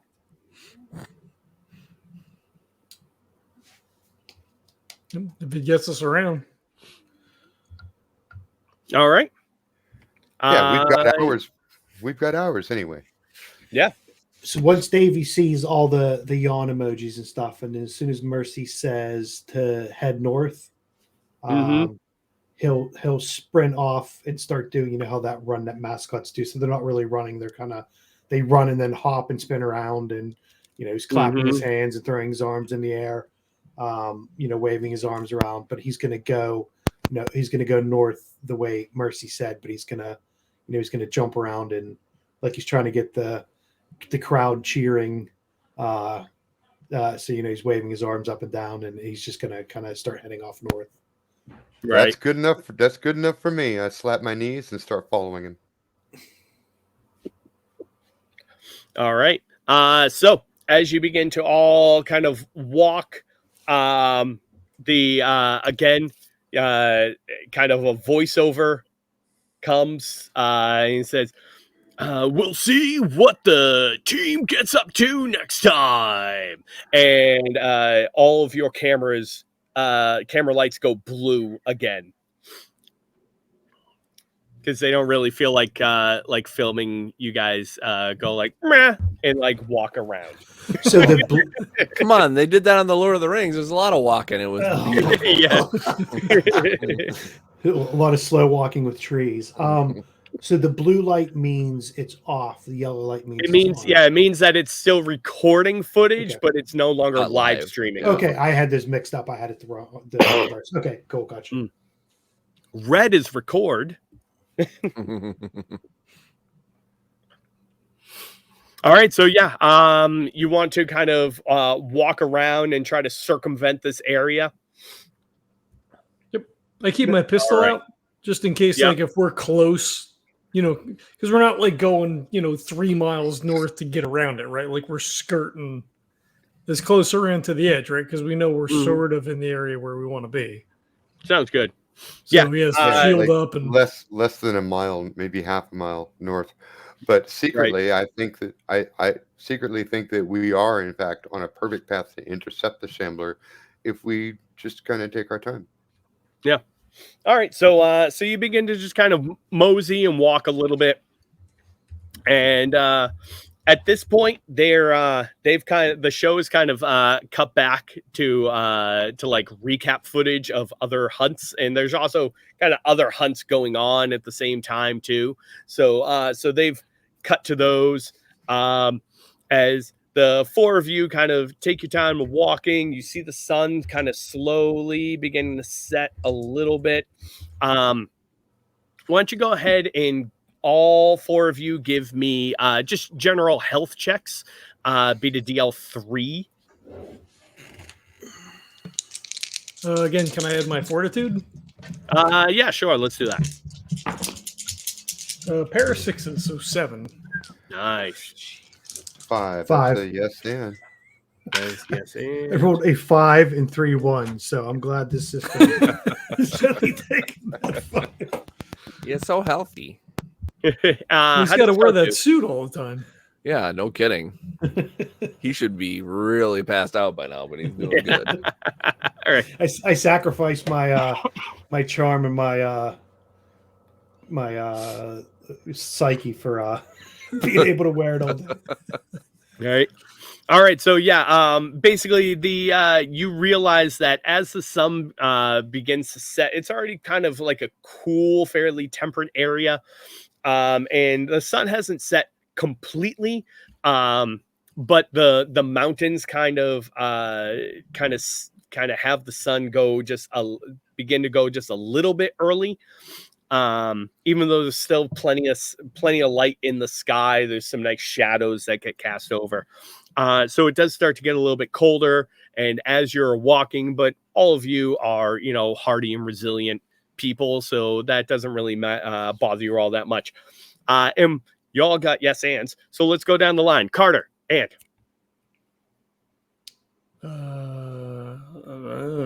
Nothing attacks us on the way.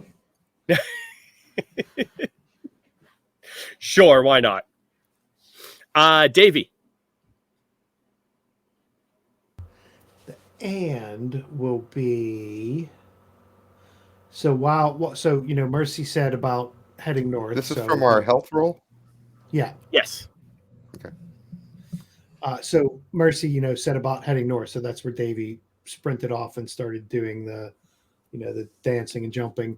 So he's feeling good now that everybody's kind of going in the same direction. We're all heading we got around those other things. We're going to go right direction.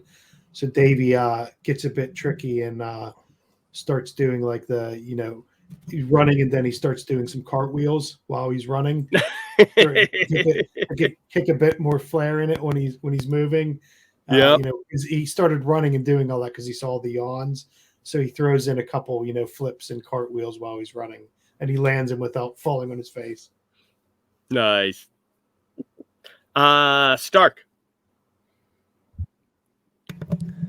Okay, so inadvertently, as the cameras are kind of on him and he doesn't really realize, he's talking to Mercy and he's actually giving her advice and kind of describing why he has some of the things attached to them that he does. So like he'll say like this specific leaf doesn't get when it gets wet, the water bounces off of it. It actually doesn't need water, but it also is very hardy. So it actually protects from not only the wind, but also the dampness. And then he talks about the strap around his chest, and he's like, this is the skin of the manticore. I actually found a manticore to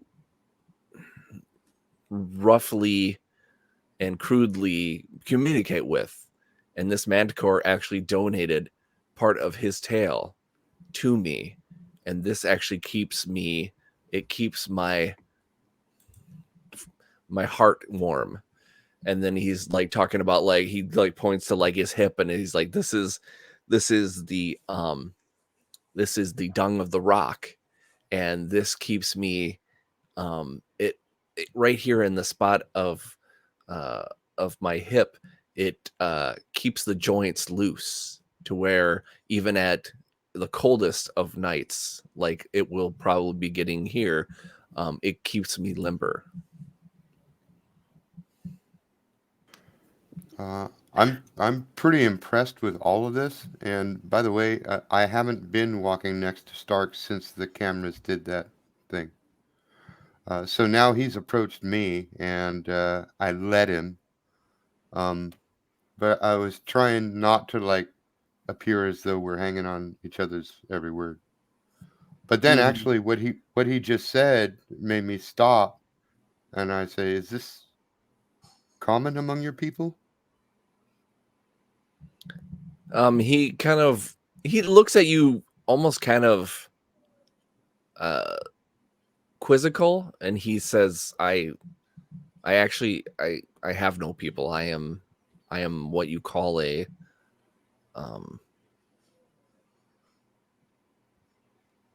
he can't think of the term, but he says without family. He says, I've had to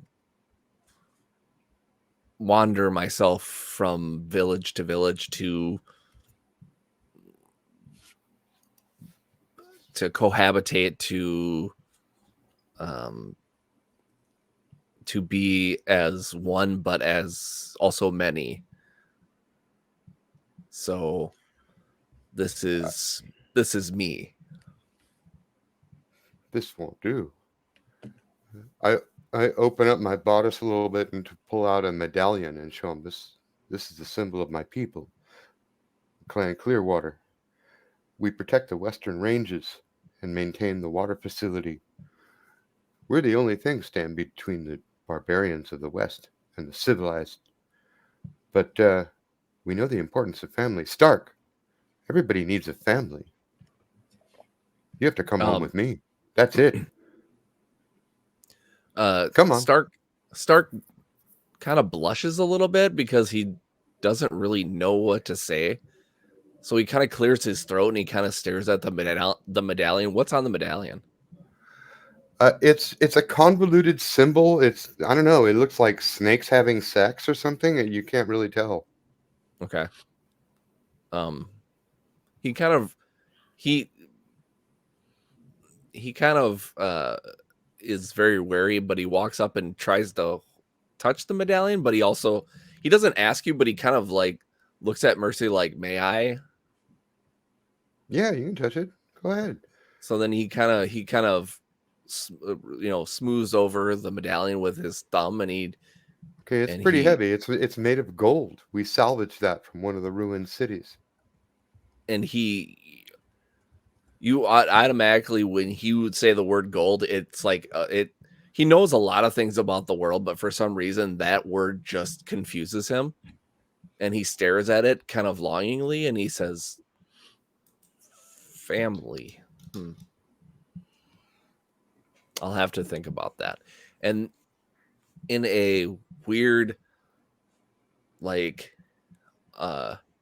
something that he wouldn't normally do, he kind of lets it go and then like turns away quickly and walks away. Yeah, I'll let him go. Carter just elbows Davy and kind of like, gestures with his chin. Huh? If they keep whispering to each other, they're not going to get anybody on camera. So let's just make sure we're a bit louder than those two and leave them to themselves. They seem to be happy. Then he like slaps your shoulder and is like, fucking A right. Just to be loud. Yeah, and then Davey will shout back, "See, yeah, that's what I'm talking about." And suddenly the cameras go red. The camera lights go red again. And Stark and Mercy start to see again little kissy emojis and bells and like interlinked rings and everything popping up. And from the viewer's perspective, they see kind of a cut shot of like, will they, won't they? And you see the shot of... I look straight at the closest red drone and I go, grow up.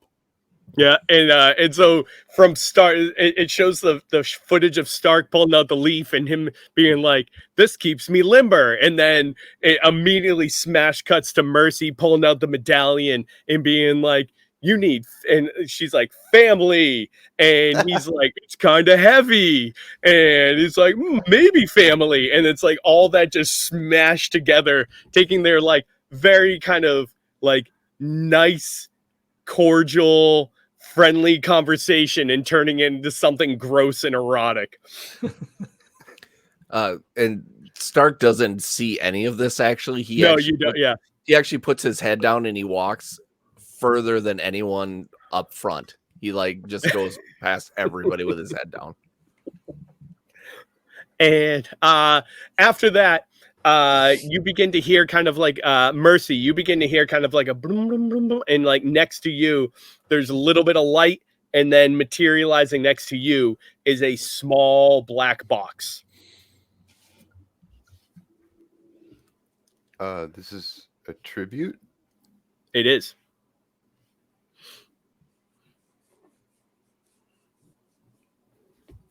Okay. I look around. I don't know what to do. I guess I open it.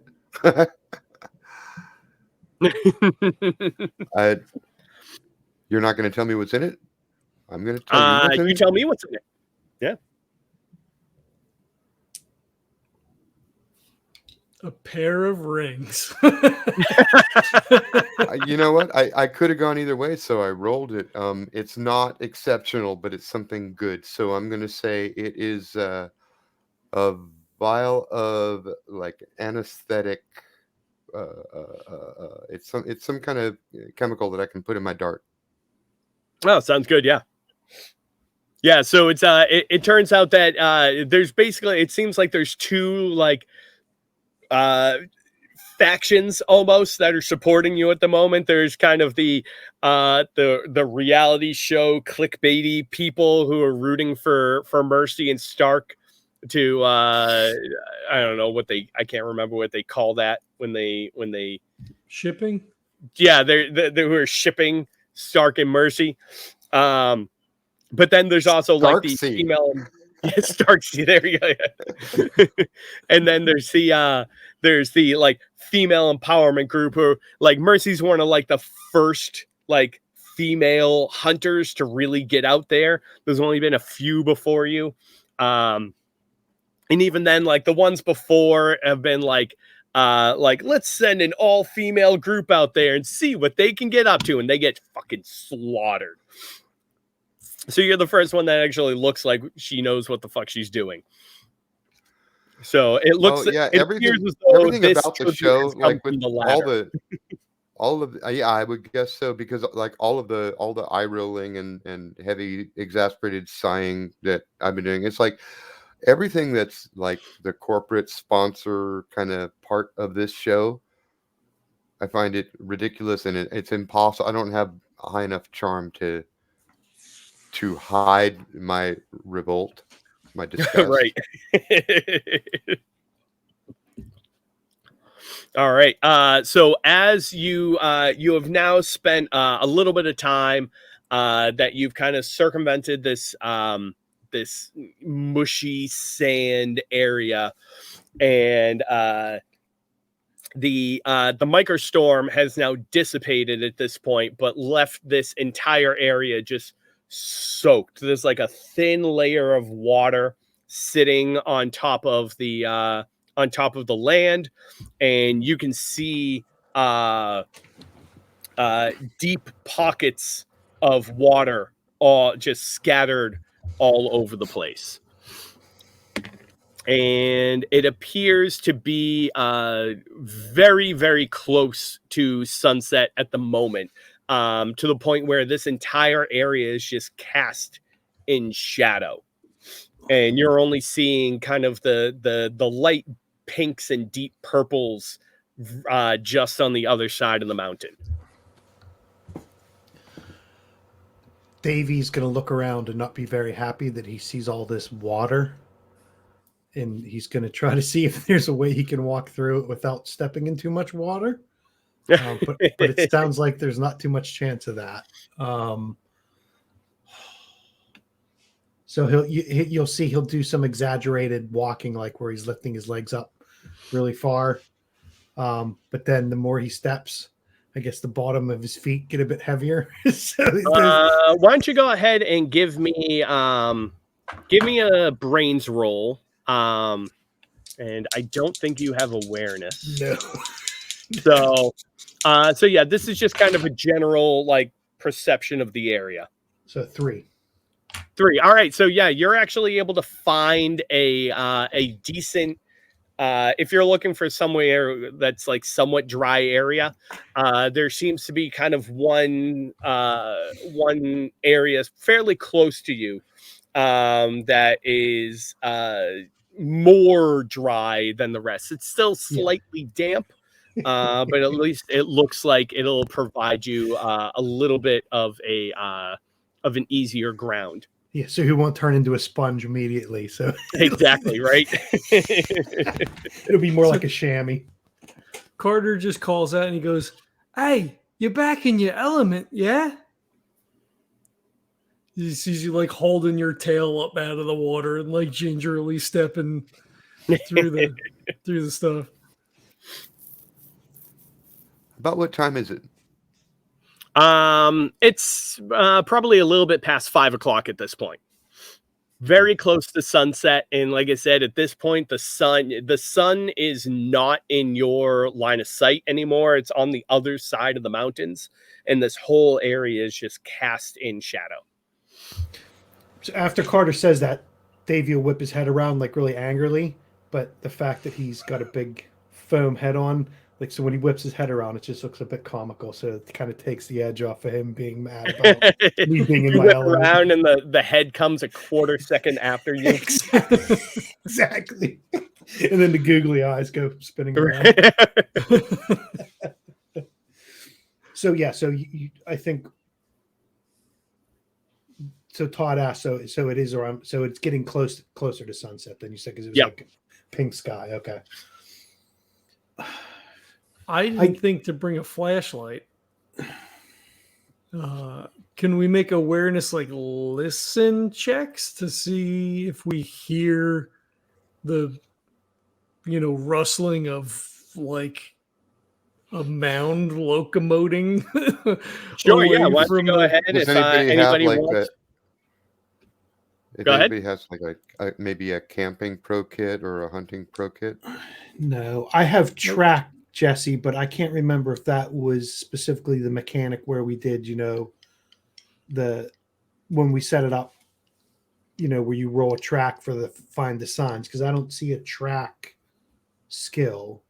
No, that was for looking for signs, Yeah, exactly. That's what I meant. Okay, which along the way, none of you decided to do. Yeah. All right, I think we should actually do that now because it's getting close to where we might expect, the ground to start shaking. Or It is, yes. Okay. Do we want to do that then? So Yeah, you can give me any awareness or nature or ethology or any expertise that you might have, anything that you think might assist in this. So, and it's probably going to be either brains or psyche, depending on the skill. well, if I can add Yes. ethology It to won't be this, a I got a 7. I was going to say it's going to be a DL6. So, so a 7 is going to be a yes. could you have a tracker that has no tracking skills? So. I got a 6. 6, that's another yes. Nope. No. Yes. No, but. Yes, Yes, but. but. Yeah. Yes, but.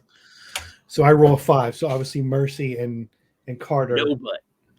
Mercy and Carter are pointing one way, and Davy's looking the exact opposite way and pointing the other way. I have a yes, but. Oh, you do? Yeah, maybe. What's your yes, but? So yes, he hears it, but I can't tell where it's coming from because it's getting too dark. Okay, I like that. And because I had an expertise on monsters, can I use that for the Shambler? Yes, you can. Okay. Then I have an 8 then. An 8. Jesus, and Right on. What are you looking at, asshole? It's over there. Don't you see it? Everyone's pointing in a different direction. What is Stark's at yes and?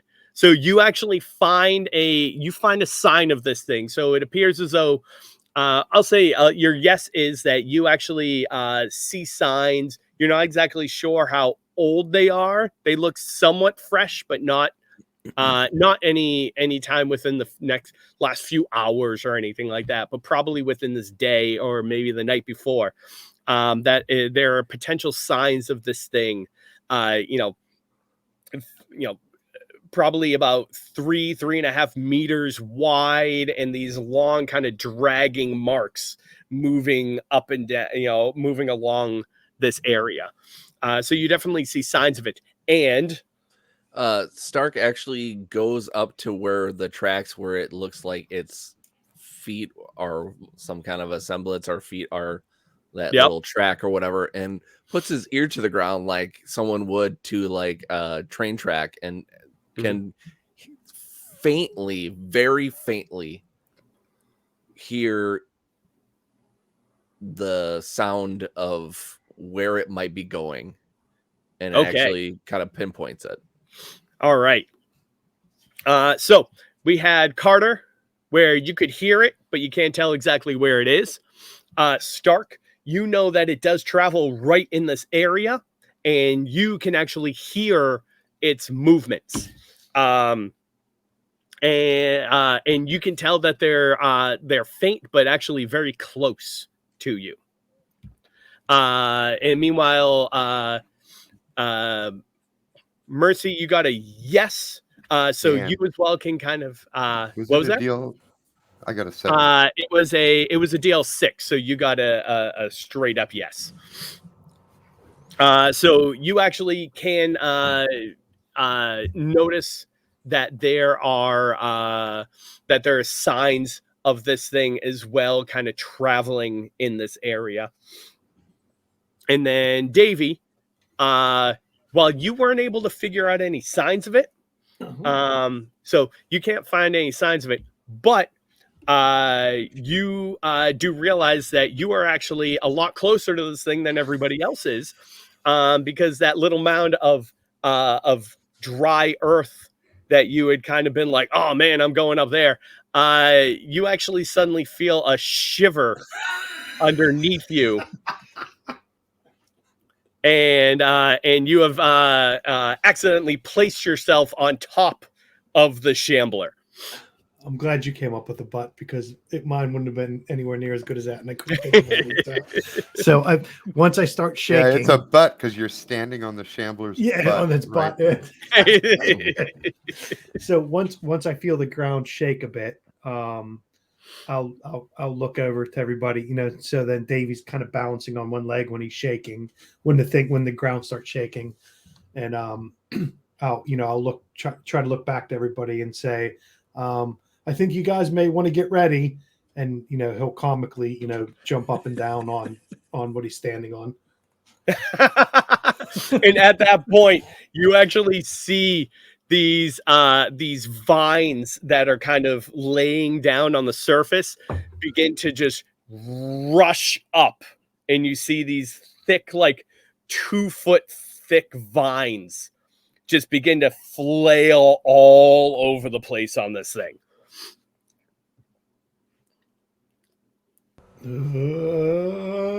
I'll grab the. I don't know if we're in frames yet, All but right. I'm putting that toxin in my dart gun. I'm going to grab my. We have. So yeah, we'll have all the cameras kind of pan around at this point. So we see Mercy kind of grab her gun, grab one of the things, and go throwing the toxins into the gun.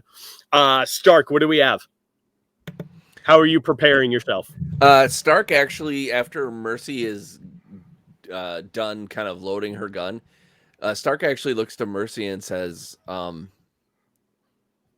I owe you for another day for 2 of your empty darts? You want empties? They won't be empty for long.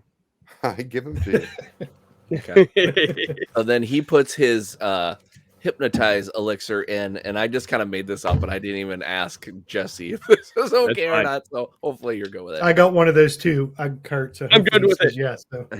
Nice. So yeah. So basically, what it is I put the elixir in the darts, and I actually unscrew one part of my flute, and it actually turns into like a little dart shooter or whatever. Beautiful. Yeah. And so like when he wants to use this hypnotize elixir, he'll actually try to find the right spot to hit a monster with, and then use his pan flute to try to either get the monster to be to listen to the music and follow him, or he actually can find through certain notes he will try to find a certain note that will incapacitate the creature. Sounds good. All right. Carter. So he brings the shield up, and he still has a pistol in his hand. He's like, "Stop fucking around! Get off of there!" And he doesn't shoot, right? He wants Davy to get out of the way, and he wants to see what this thing's gonna do. Nice. And Davy. So my little fudge that I came up with was for my my big old fashioned bullhorn. I said it was a sonic wave bullhorn, so it's just so it's not like an electronic, Alex Jones bullhorn. It's just like an old timey one, but it amplifies my voice. So like sonic waves come out the front of it. So if those tentacles are waving around me, I'm going to be just pointing the bullhorn at each of them that gets close to me and shouting, hopefully to push it away, so none of them can grab a hold of me while I'm trying to dance away. And I heard Carter say to get down, so I'm gonna try to scoot to get down and keep the tentacles away from me. Beautiful. And yeah, so at this point, all of the cameras kind of go in a magnificent dance as they circle around all of you, and the monster cam, the monster one, finally goes live, and that starts to circle all around, and you hear out of all echoing through all of the drones, you hear wah, wah, wah, it's on. And we are now officially cutting into frames. So what would you like to do first? I'm holding. I'm waiting for Davy to get down, and I'm observing the creature. Sounds good. Okay, so Davy's going to try to run down. He's not heading directly. I think the other three are kind of close, right? We're not super spread out. We're kind of in the same general area. Yeah, you're all kind of generally there, except for you on top of the creature right now. Yeah, so I think Davy's move is going to try to get down, dodging the tentacles. Tentacles. Yeah, but then he'll look up to one of the cameras and say, camera, play Jock Jams. You all ready for this? And then you hear that song playing while he's running down the hill. And he's dancing down the mound to get to where everyone else is at. Beautiful. Pulls a basketball out of nowhere. Pulls it out of his left leg. Depends what season, right? If it's a football or basketball. It depends what time of the year it is. There's only the one disc. There's only the one disc right now, and Carter has it. Yeah. You say right now? Well, no. So right now, Carter has the disc. Yeah, Carter's the one that has in possession of it. I think it depends on where the comma in that sentence goes, I suppose. Right. Crazy. What would Stark and Mercy like to do?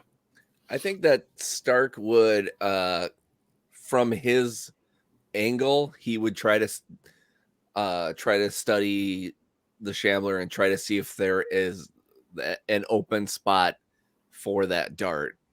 If he tried to do this, obviously this thing is huge, so he's not.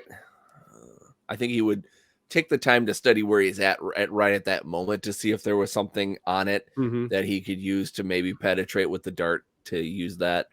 Yeah, so that'd be what do we do? Sounds good. Why don't you go? All right, and how about Mercy? Similar thing. I'd like an ethology roll to try to figure out maybe where its head is or which direction it's moving or something about its general direction of motion. Its nerve Sounds bundle. good. Where's its nerve bundle at? So we can. Right. Where's its? Yeah. All right. So why don't all of you go ahead and give me rolls? So we're going to have Stark doing a brains roll with his expertise. Mercy doing the same with your ethology roll. Carter, at this point, you're just playing defense, basically, right? Yep. So why don't you go ahead and give me a grace roll just in case? And Davy, you're also kind of playing defense, trying to get away. So why don't you also go ahead and give me a grace roll? Okay. So if I'm full defense, I got a 5. Nice.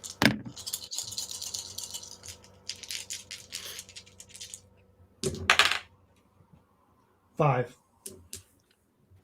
All right. Five. So with 5, 3 okay. fives, right? So Stark and Mercy, you're going to be rolling against a 4 for this. So Mercy got a yes. How about Stark? I got an 8. I got a yes and actually 5 plus 1. Oh, 5 plus 1. There you go. 6. So that's going to be a yes and. Stark also get a yes and. So we'll say you're both kind of looking for the general way to prod this thing, a weak point on it, so to speak, right? Either if it's built like an octopus and there's a nerve bundle in the center, or if it's built like a vertebrate and there's a brain on one end, where's the brain, where's the nerve bundle, whatever. Sounds good. So for Mercy, we'll say that you're probably towards the southern section, like southeastern section of this. That's kind of where everybody came in a little bit. And so after surveying it for a quick moment, when it kind of gave that shake to try to get Davy off, it had to lift itself up slightly. And you actually see that there is like a little bit of a tail and everything too. So you're probably at the back half of it. So more than likely on the opposite side, if there's a tail, there's also probably going to be a head. So there's going to be something up there as well. And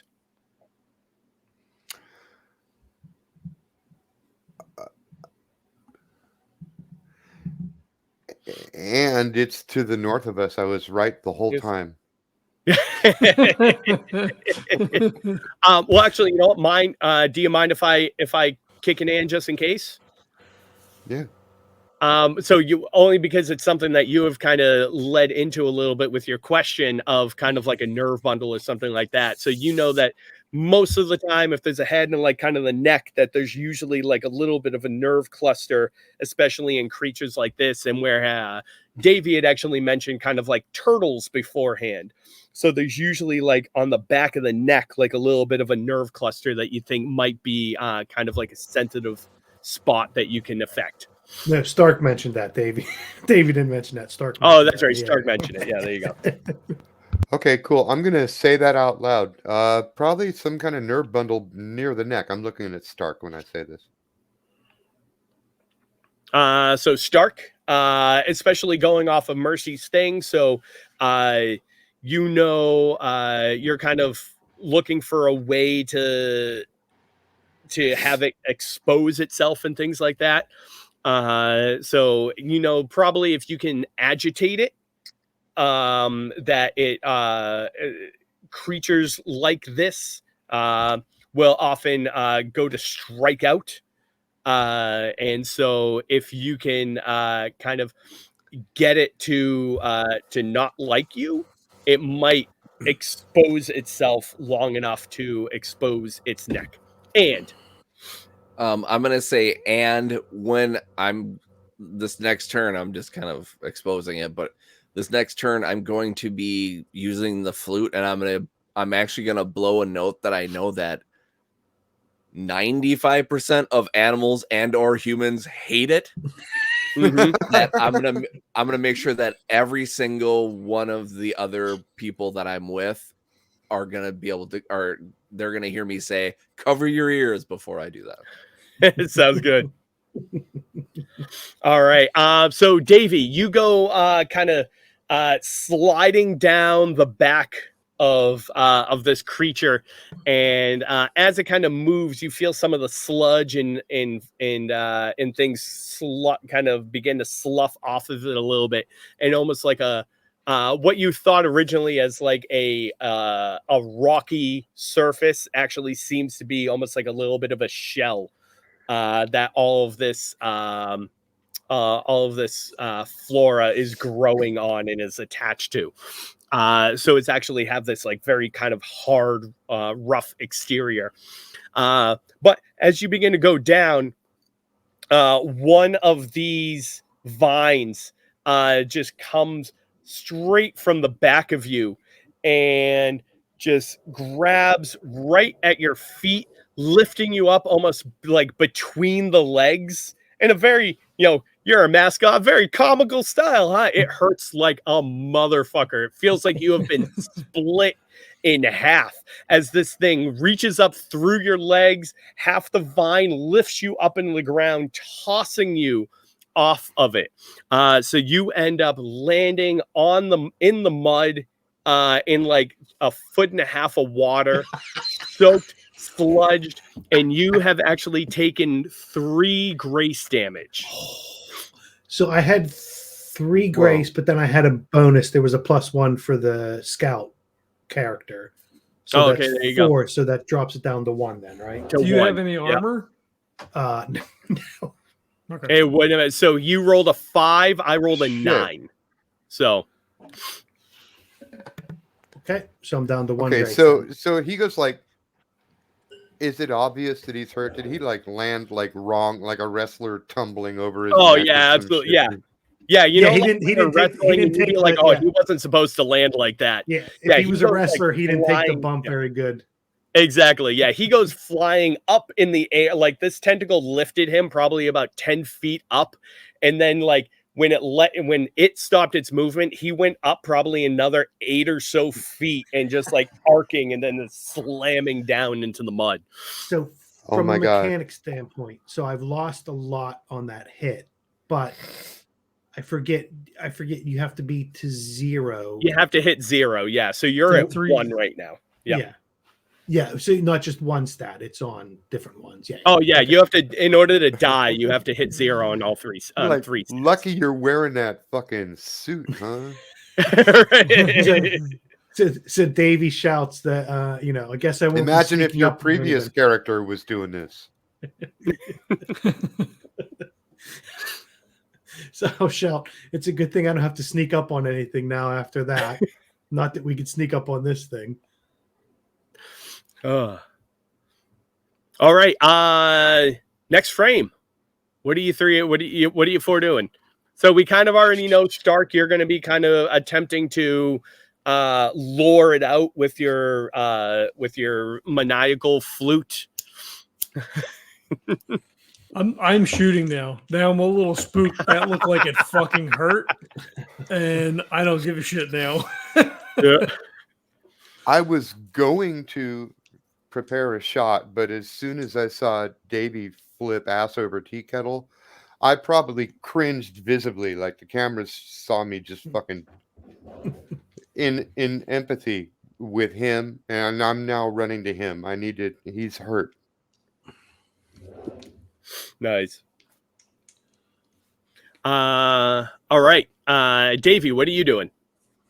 So Davy's gonna get back up, and so I'm shouting, "Don't get up!"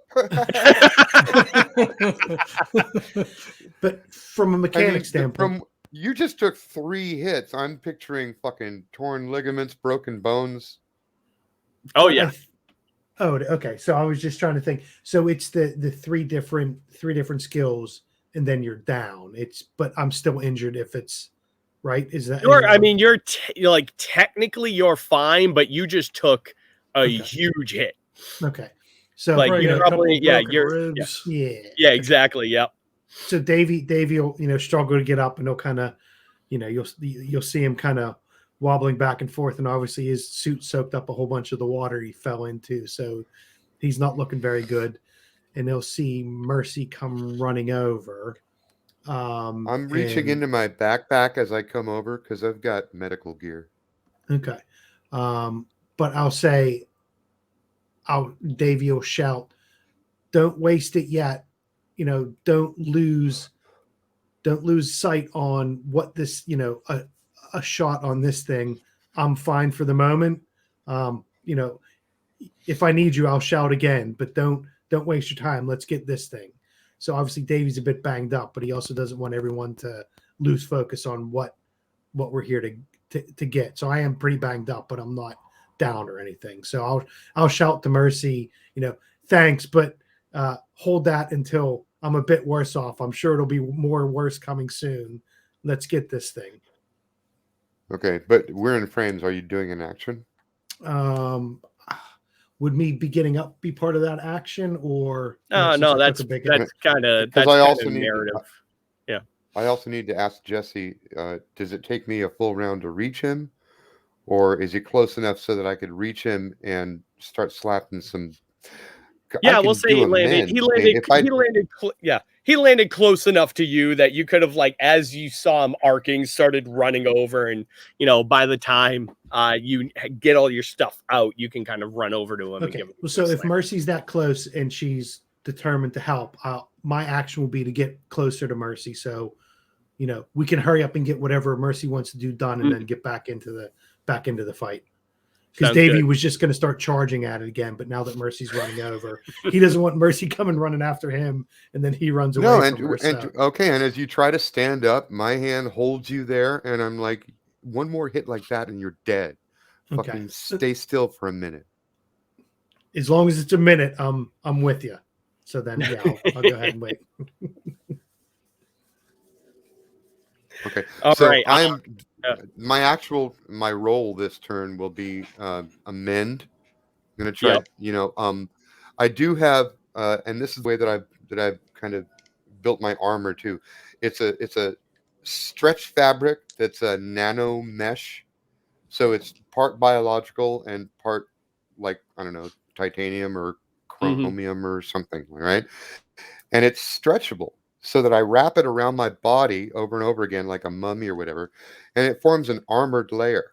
But it's also what I use to mend. My goal is to wrap it around him, like maybe around his core, like a hernia belt or something, right?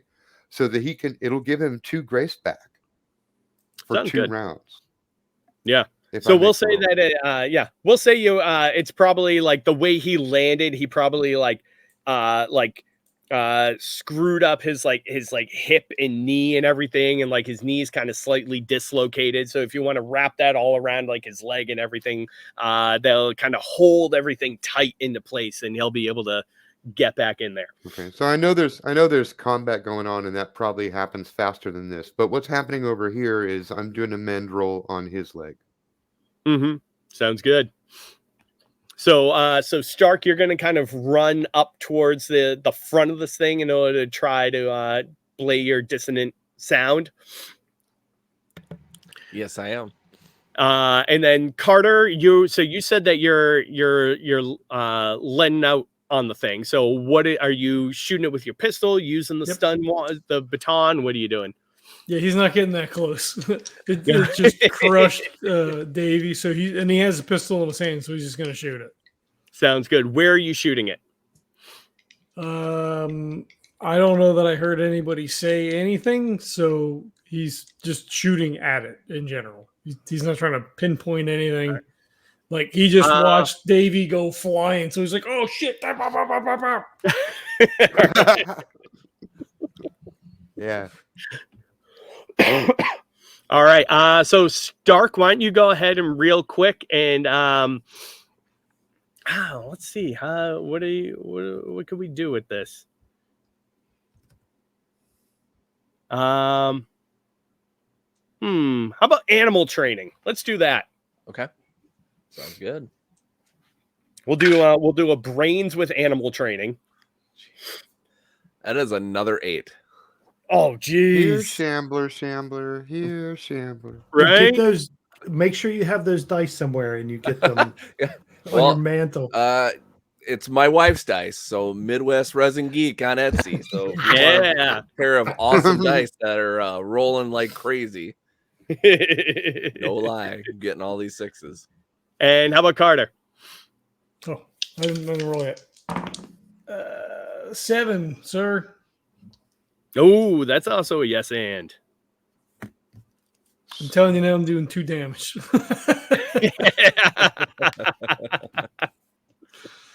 No hesitation.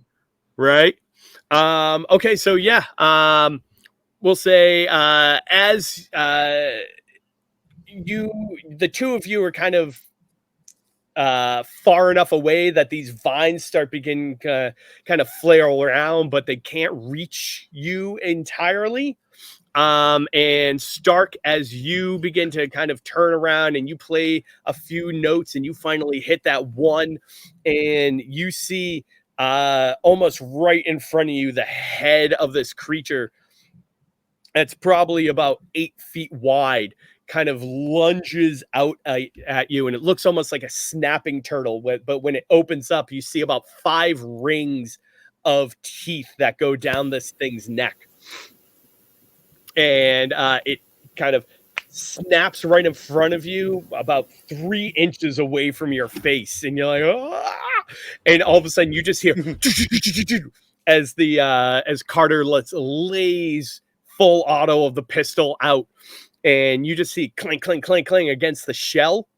And then as you kind of spray up across this thing, you just see and big bursts of blood come out of the thing's neck as you finally have a couple of nice big shots that come over there. And you have wounded it slightly. And I guess I see the head come out, the shell come up, I guess. Yes. Yeah. Okay. Completely by accident. Yeah.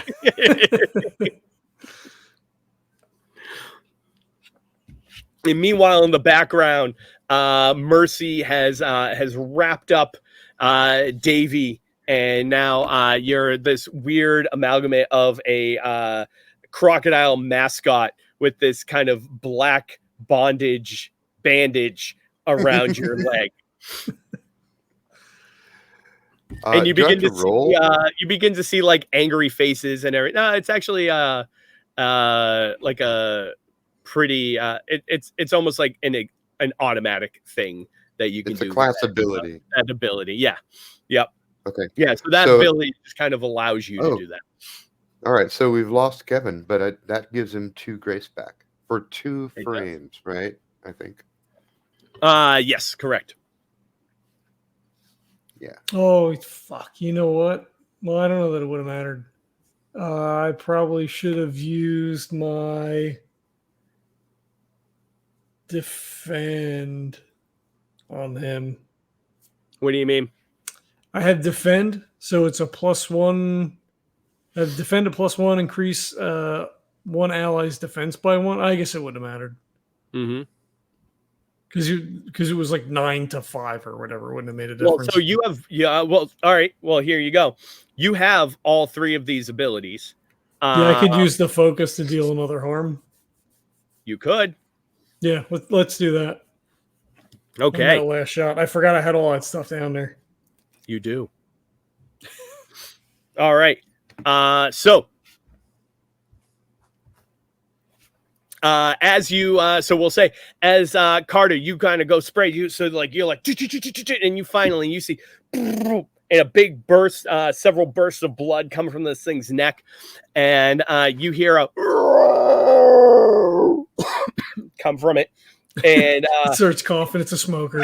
Cough at the end. Yeah, exactly. Damn it! Every time I do the angry voice, I'm always coughing. And Stark, you can see this thing's eyes kind of roll back in its head slightly, and its head just kind of bangs and drops on the ground, and it begins to kind of like so it's still alive, but it's clearly kind of disoriented with the attack that's just happened. Okay, so you were offline at the moment, Kevin, but your leg is now I've wrapped this sort of weird textile around it that bonds together, and I have you stand up, and as you stand up it strengthens and supports the muscles in your leg. You have 2 grace back, but I tell you, it won't last long. It's 2 rounds, so you've got 2 frames basically. Okay, let me type that in. So I will. Is it my turn then, Jesse? Yes. Okay, so I'll look over and say, I'll say thank you to Mercy.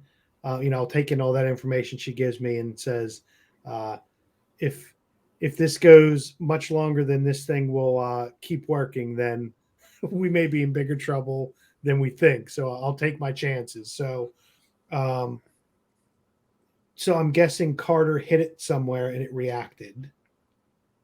Yeah, hit it in the head. Okay, and is the head kind of close to where I'm at? You're kind of on the southeast side, so like the bottom right side of it right now. Okay. So because what I was going to do is, because I've got a lot of, I'm glad I picked all these close combat things to fight a giant mound. So I was going to run and just kind of run up and ram into it. But I don't want to do that if I'm on a different side and make it head turn a different way. You know what I mean? So if Carter's got a bead on it, and I'm guessing Stark's going to fire at it too, I don't want to, distract it and make it try to whip its head around. Well, it was can I, if you want to get up close to it and kind of be the star of the show, Carter is a little bit far away from the thing right now, and you do know that you do need to get the teleporter disc into kind of a centralized location of this thing so that they know that the signal kind of encompasses the entire body of the monster. So if you kind of want to get in an opportune position for that, it wouldn't necessarily be a bad idea. So I won't head towards Carter to grab the disc. I'll kind of get closer to. I'll look at Mercy and shake my head and say, I took all that beating just to get down off the stupid thing. Now I'm going to go back up on top of it. So I'm going to start sprinting and run up. Yeah, but you have a spring in your step now. It's one leg seems to be jumping up higher than the other one when I'm running. So I'll sprint and try to head back up on top to like a central look, back up on top of the mound where I was, shaking my head saying, all that pain just to go back to where I started. But yeah, I'll run back up. All right. So right now the thing is slightly incapacitated. So go ahead and give me a grace roll. Do you have you do have athletics. All right. So go ahead and give me a grace. You can add your athletics to that and beat a DL3. Okay. 4. Oh, that's a yes. So you are, you are able to kind of like run and hop and like climb and then run up the shell of this thing into the top of it. Okay. So I was looking at it. So I'm assuming it raised up a little bit. So I was going to grab my big hook off and I've got some rope, but.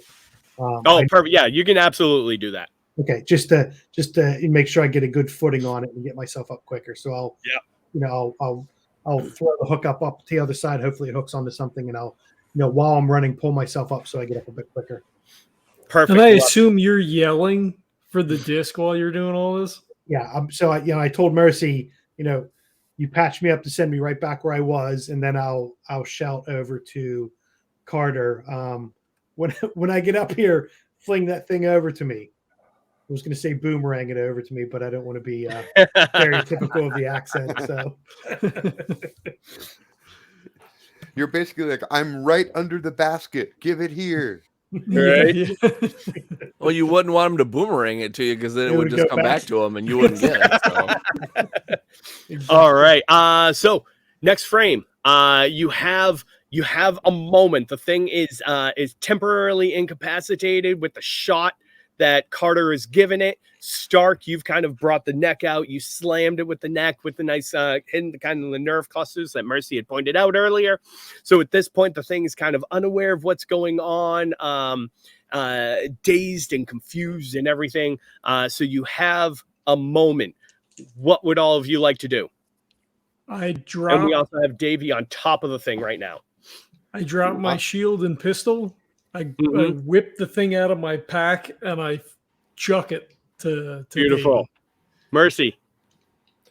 I'm moving closer toward the thing's head, but still trying to stay away from it. And meanwhile, I'm shouting over to Stark. We have to make sure to get this thing without killing the poor creature.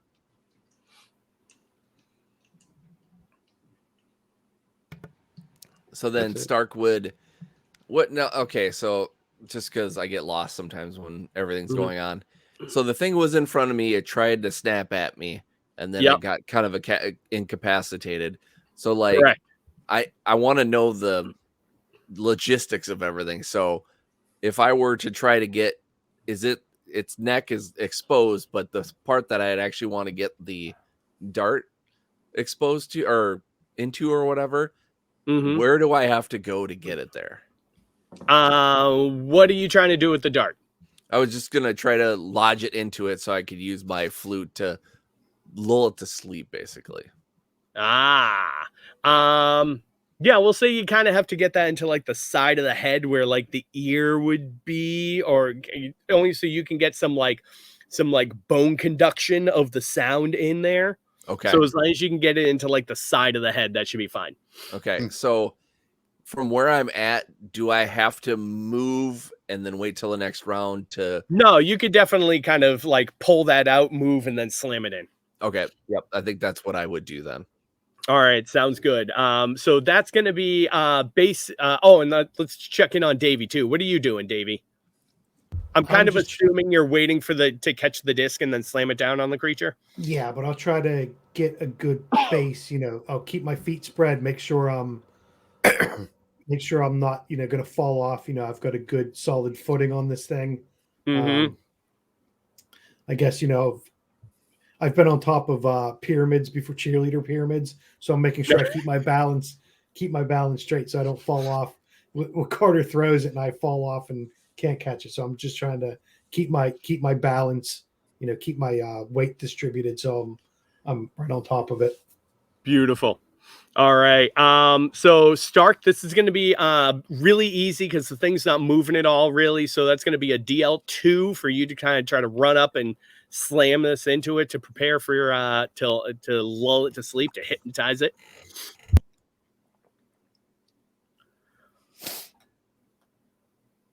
Ooh, not so good that time, but I still got a 4.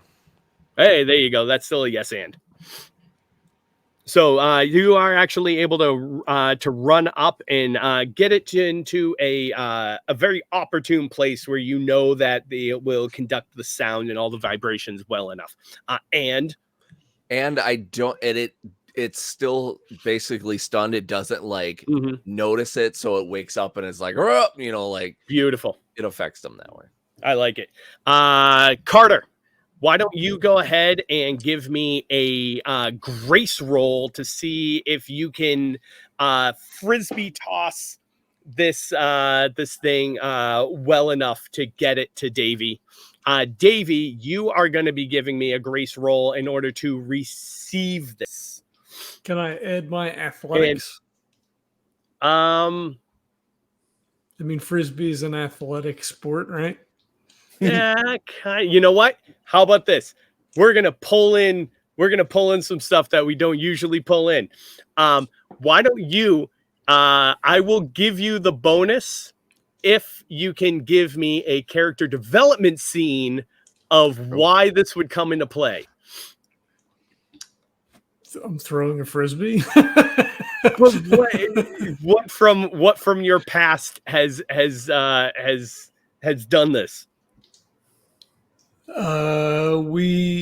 As he like pulls the disc out, like it's a slow-mo shot of him like pulling the disc out and like spinning around, and it cuts to a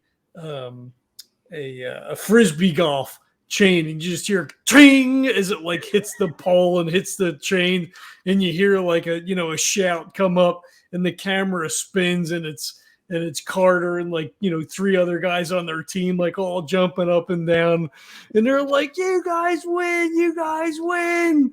And it's like, some frisbee golf tournament thing that they were, it's pre-Hunter Carter in the National Frisbee Golf Championships when he was like in college or something, right? Like he did it for a sport, for like a class for or whatever, scholarship, right?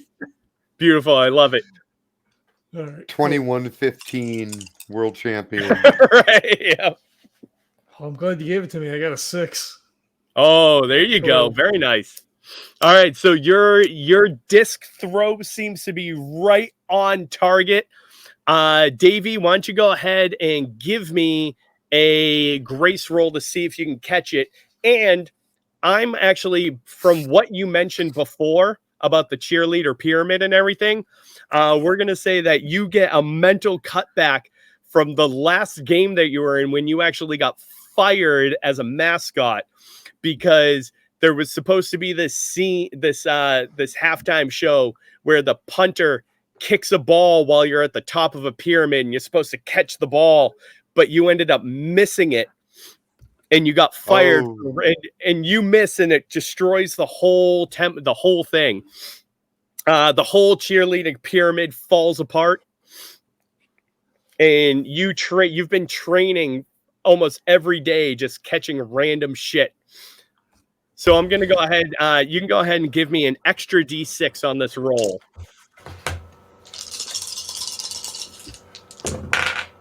6. Beautiful. And Carter's arms just like go up real high, like, yes! The cameras begin to spin around and they are filming all this stuff at half frame. So it all goes into slow motion as Carter pulls the disc out, hucks it sideways. One of the drones is in perfect position so that it spins around the disc a couple of times as it's flying in the air. Tracking shot goes through. The drone spins around, finally gets a good frame of behind Davy, and you're not quite sure if he catches it yet. And then it pans over the top of him and kind of does a 180 spin around as you see Davy with the disc in his hand just standing there, and he slams it down onto the back of the shambler. I want to see like shot right there. Yeah, I want to see with like the camera, the TV state or the whatever is posting is. It's almost like a Street Fighter thing where like he slams it and it shows like all the like colors and it's like, and then it shows him doing it and it's like dun dun dun or whatever, you know. When Absolutely, acquired.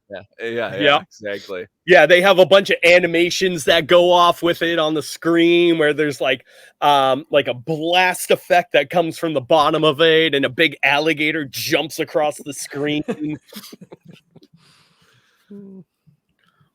And then you hear you faintly from the one screen that Davy's there, you hear Stark go, ha ha. Like he celebrates with that too. Carter yells, "It's Sun's Weezer time!" And then Jock Jams plays. Yeah, exactly.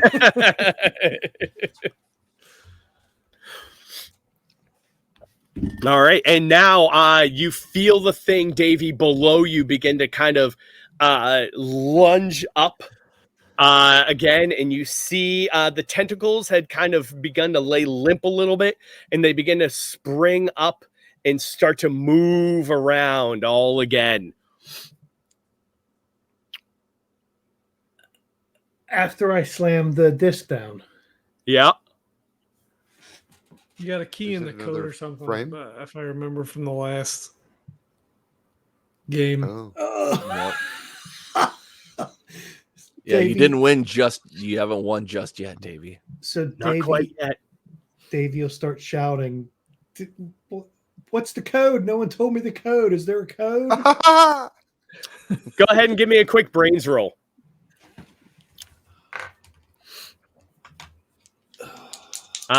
Beat a 3. 3. I feel bad. You don't remember the code, but you're pretty sure there's four numbers, and you're not quite sure what they are, but you know there's 4 numbers. No, he got a yes, but right. Didn't he get a yes, but it was a 3? That's right. Rolled a 3, so he knows the numbers. He knows the so numbers. you know that there's a 2, 4, a 3, and a 3, but you don't know exactly what order they go in. Yeah, that's better than 0001, 0002. So Davy will shout,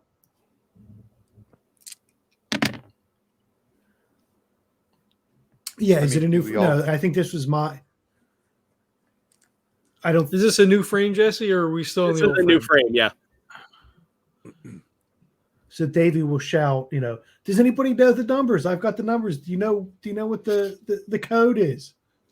Can I make a check? Okay, I'm firing if anybody wants to. Oh yeah. Toward the next bundle. Oh, sounds good. What's Stark doing? I'm going to try to play my flute to try to lull it to sleep. Sounds good. And Mercy, what kind of dart is Mercy firing at it? This is the gift that I got, the tribute gift, and it is a Oh, narcotic. I don't know if Mhm. it'll work on this creature, but the idea is to put it the fuck to sleep. Nice. Okay. Carter, why don't you go ahead and give me a quick brains roll? I got a 2. I assume it's a horrible failure. Yeah. You're like, there give- were 4 numbers? I don't know. You're Give me getting 4 3, different 4. numbers. Yeah. Okay. Let's see. With Mercy, why don't you go ahead and give me you're gonna do a grace roll just to see if you can actually land this dart in an advantageous enough place. Yeah, and the Stark, rifle is a +1. perfect. There we go. Stark, let's see. Why don't you go ahead and give me a brains roll, and we're gonna see if you can play the right notes that will affect the creature's brain enough to kind of put it into that lulled state as well. I think either way is fine, but wouldn't it be more of a charm? Sure, if you want to do charm. Okay, it's the same for me as far as It's a the roll. same. There you go. And both of you are going to have to be a DL6. Oh, jeez. 6 + 1 is 7. 7, that's a yes. Nice. I got a 6. Yes, but Ha so we'll say well actually we have Mercy's effect coming in anyway. So you are able to find good purchase for this thing. As it kind of began to lift up a little bit and it moved forward slightly to go after Stark, you saw some of like the meaty bits underneath the shell, and your dart lands very securely there. Stark, meanwhile, you are able to kind of find the right notes to play, and you get it going as well enough. However, it is able to kind of reach out, and while it doesn't attack you directly, it is able to kind of smack itself into you as it kind of lunges forward with all of this hypnotic venom and sound running through it. So you will end up taking just 1 let's say might damage.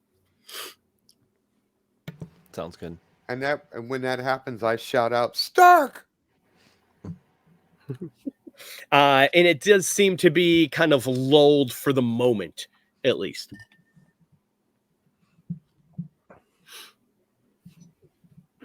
Okay, so you have 1 frame. You have a few moments. So far, we have Davy on top of the thing with the teleportation disc. He's not exactly sure what to put in. Carter, you have no fucking clue. Stark and Mercy have immobilized the thing for the moment. And I'm assuming the two of you at this point are probably taking any action? Yeah. What was that? Is the shambler, what's it doing? Is it doing any action? It was attempting to kind of get away for the moment. But at this time, it's kind of put into a hypnotic daze. Cool. So another frame now? Yes. So at this point, I'm assuming kind of Stark and Mercy are aware of Davy on top of the thing, and Carter and Davy have been yelling back and forth a little bit. And there's kind of the lull of noise from it, from the shambler and from the environment around, that all you hear is Davy and Carter kind of yelling at each other back and forth. Do I know the code? Go ahead and give me a brains roll. It's going to be a DL3. Oh, absolutely, yes. Yeah, Shout so, out the fucking code, you moron. Yeah. So, Davey, you kind of knew what the numbers were, but Mercy yells out, "It's 3423." You moron! Yeah, thank you. Carter's picking up his shield and his pistol. He's like, fuck, it's 2 3 2 0. Fuck. So, how big is this disc? And- like It's a about Frisbee. it's frisbee sized. Yeah. okay, so on top of that, how do I punch in the code? Is it like a There is once you put it down, like an LCD screen kind of lit up with a keypad on it. So I put it down. I hear Mercy yell 3423. I look down at the disc and then I look at my hand, and I'm assuming it's a big fuzzy hand covering my hand, and it's an LCD screen. So I will, start trying to rip off, because I don't know if they're gloves or not. No, I would say they're Oh not. my god. It's like a big onesie, right? So I'll grab my Bowie knife that my cousin gave me when he did his on, and just like cut around to get the thing off my hand and type in the number. So Beautiful. I love it. It almost looks like you're like take out the Bowie knife and you look like you're just about to slit your wrist, but you like just cut the costume and then your hand pops out from below. because as soon as Mercy yelled it, then Davey went and was punching the numbers, and it was like Herman. It was like Homer when he couldn't dial the phone because his fingers were too big. Yeah. He was just mashing the LED Oh, but screen. and it's nothing's actually happening. even better than that, because like 12 seconds ago you were like, I got it, I'm there, I'm ready, give it to me, and you're like, oh, but wait a minute.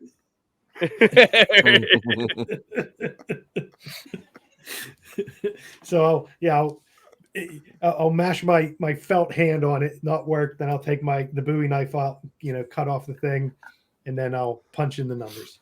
Beautiful. And as soon as you do, there's a speckling of light that begins to appear all over this thing.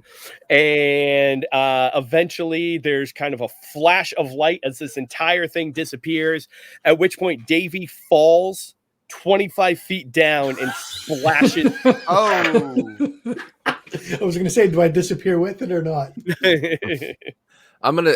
Can I Yeah, interrupt for 2 I think seconds? I'm Of gonna course. say that before the thing disappears, and I know it's gonna happen because I see Davy's kind of punching in the letters. I actually try to find where I feel like there's an ear cavity for this thing, and I kind of pet it a little bit, even though it probably can't understand me. Yeah. And I'm gonna say to it, "You're gonna be okay." Oh.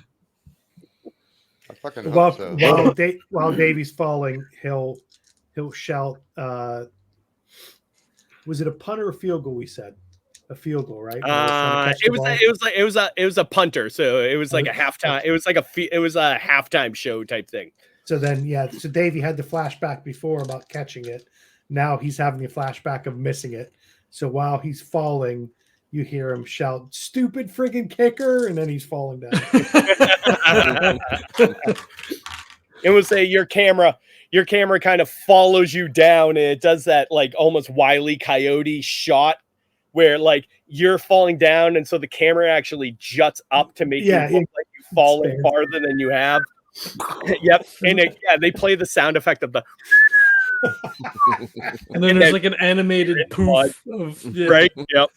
Yeah. And to And make then at that matters point- worse, it has been 2 rounds. So when you hit the ground, that the taping that I'd done on your leg, it just springs apart, and rips to pieces, undoes. and those 2 points of damage come back again. All right. And then at that point, all of the cameras kind of go blue, and on the screen there's a big kind of splash that projects out for all of you, and it says "Hunt complete." And at that point, all the cameras just kind of dematerialize. They kind of actually say they don't give a shit about them. So all of them just kind of fuzz out and then explode in the air, and the bits kind of just fall on. Well, that's celebratory.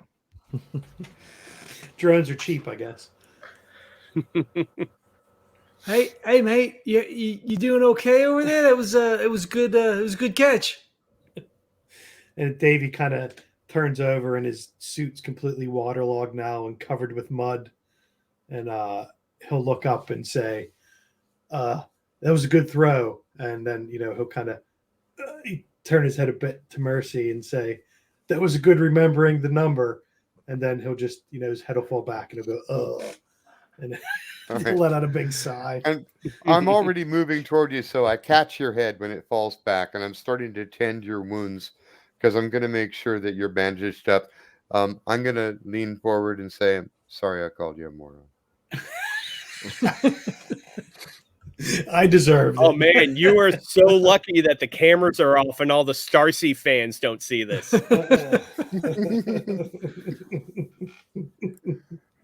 Carter's like standing above you, so like Mercy's like like holding your head or whatever, and you're like looking up, and then the camera shot would be just a Suds Weezer coming down, label facing. So you need one of these. I'll stick my hand up and grab it. And I'll say, can you pop the top off for me? I can't get it. Yeah, sure, mate. Pops it, And at and that it, like point, spits out like on your face because it's like all shaken up. and at that point now, there's a little green indicator light flashing on all of your watches. All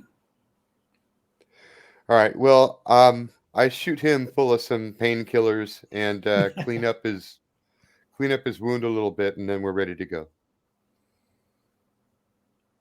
Yeah, I'll drink the beer, and then it's a good thing I had the bracelet on the felt hand I cut off, and then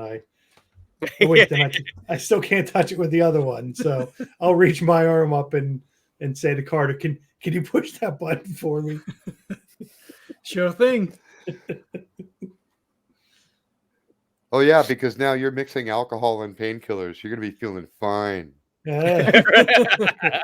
Well, it's a Suds Weezer. It's That's like it's 1% barely alcohol. Right. It's the beer even the kids can enjoy. Yeah.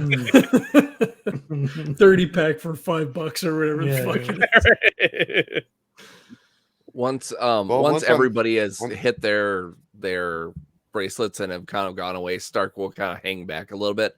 He'll kind of kneel down on one knee, and he'll take some of the earth where the shambler was and kind of throw in the air, kind of say a little bit of a silent prayer that he does for certain monsters and stuff like that. And then once he's done, then he'll hit his button on his. You have to smear some on you before you go, though.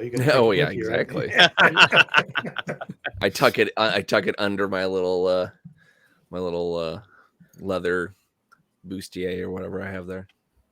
Piece of leather. Back at the studio, when we all materialize and we're taking off our dirty fucking gear and getting back into regular clothes, packing our weapons away or whatnot, I'm gonna go over to Stark and give him that medallion. You're coming home with me, right? I'll give you a family. I can get another one.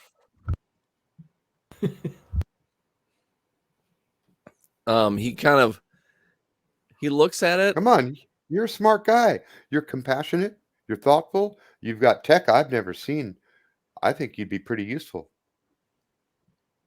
And he keeps looking at the medallion, and he kind of looks at Mercy and kind of looks at the medallion again, and you can see in his face he really wants to,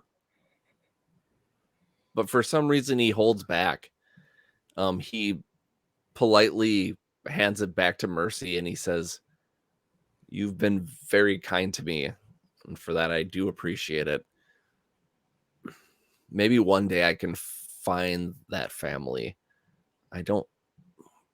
Something in the trees tells me that right now is not the right time." You come to Clearwater, you'll find me anytime. And he kind of nods his head like a knowing, like, I will, and eventually kind of thing. And before anybody can say anything else, he leaves. Doesn't say anything else to Carter, to Davy, to anyone that's there. He just exits. And when you walk out, Carter just says, "Hey, short fuse on that one."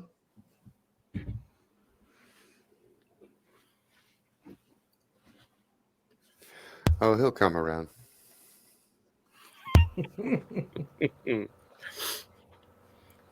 And at that point, we'll slowly fade out on the behind the scenes as we have some secret behind the scenes drones kind of floating around, showing like the reception of the hunters. And then there's as it fades out, there's still the will they, won't they, and it's like a big question mark that with like a heart in the like the top part of the question mark. Good job. And afterwards they'll from the watcher's perspective, there'll be like tally sheets of like hits and cool moves and all that kind of stuff, and all the points and scores of all the hunters come up and everything. So we're compared against other groups that exactly right? Monsters. Yep. It's like being in laser tag. Exactly. It all comes up on the board. Yeah.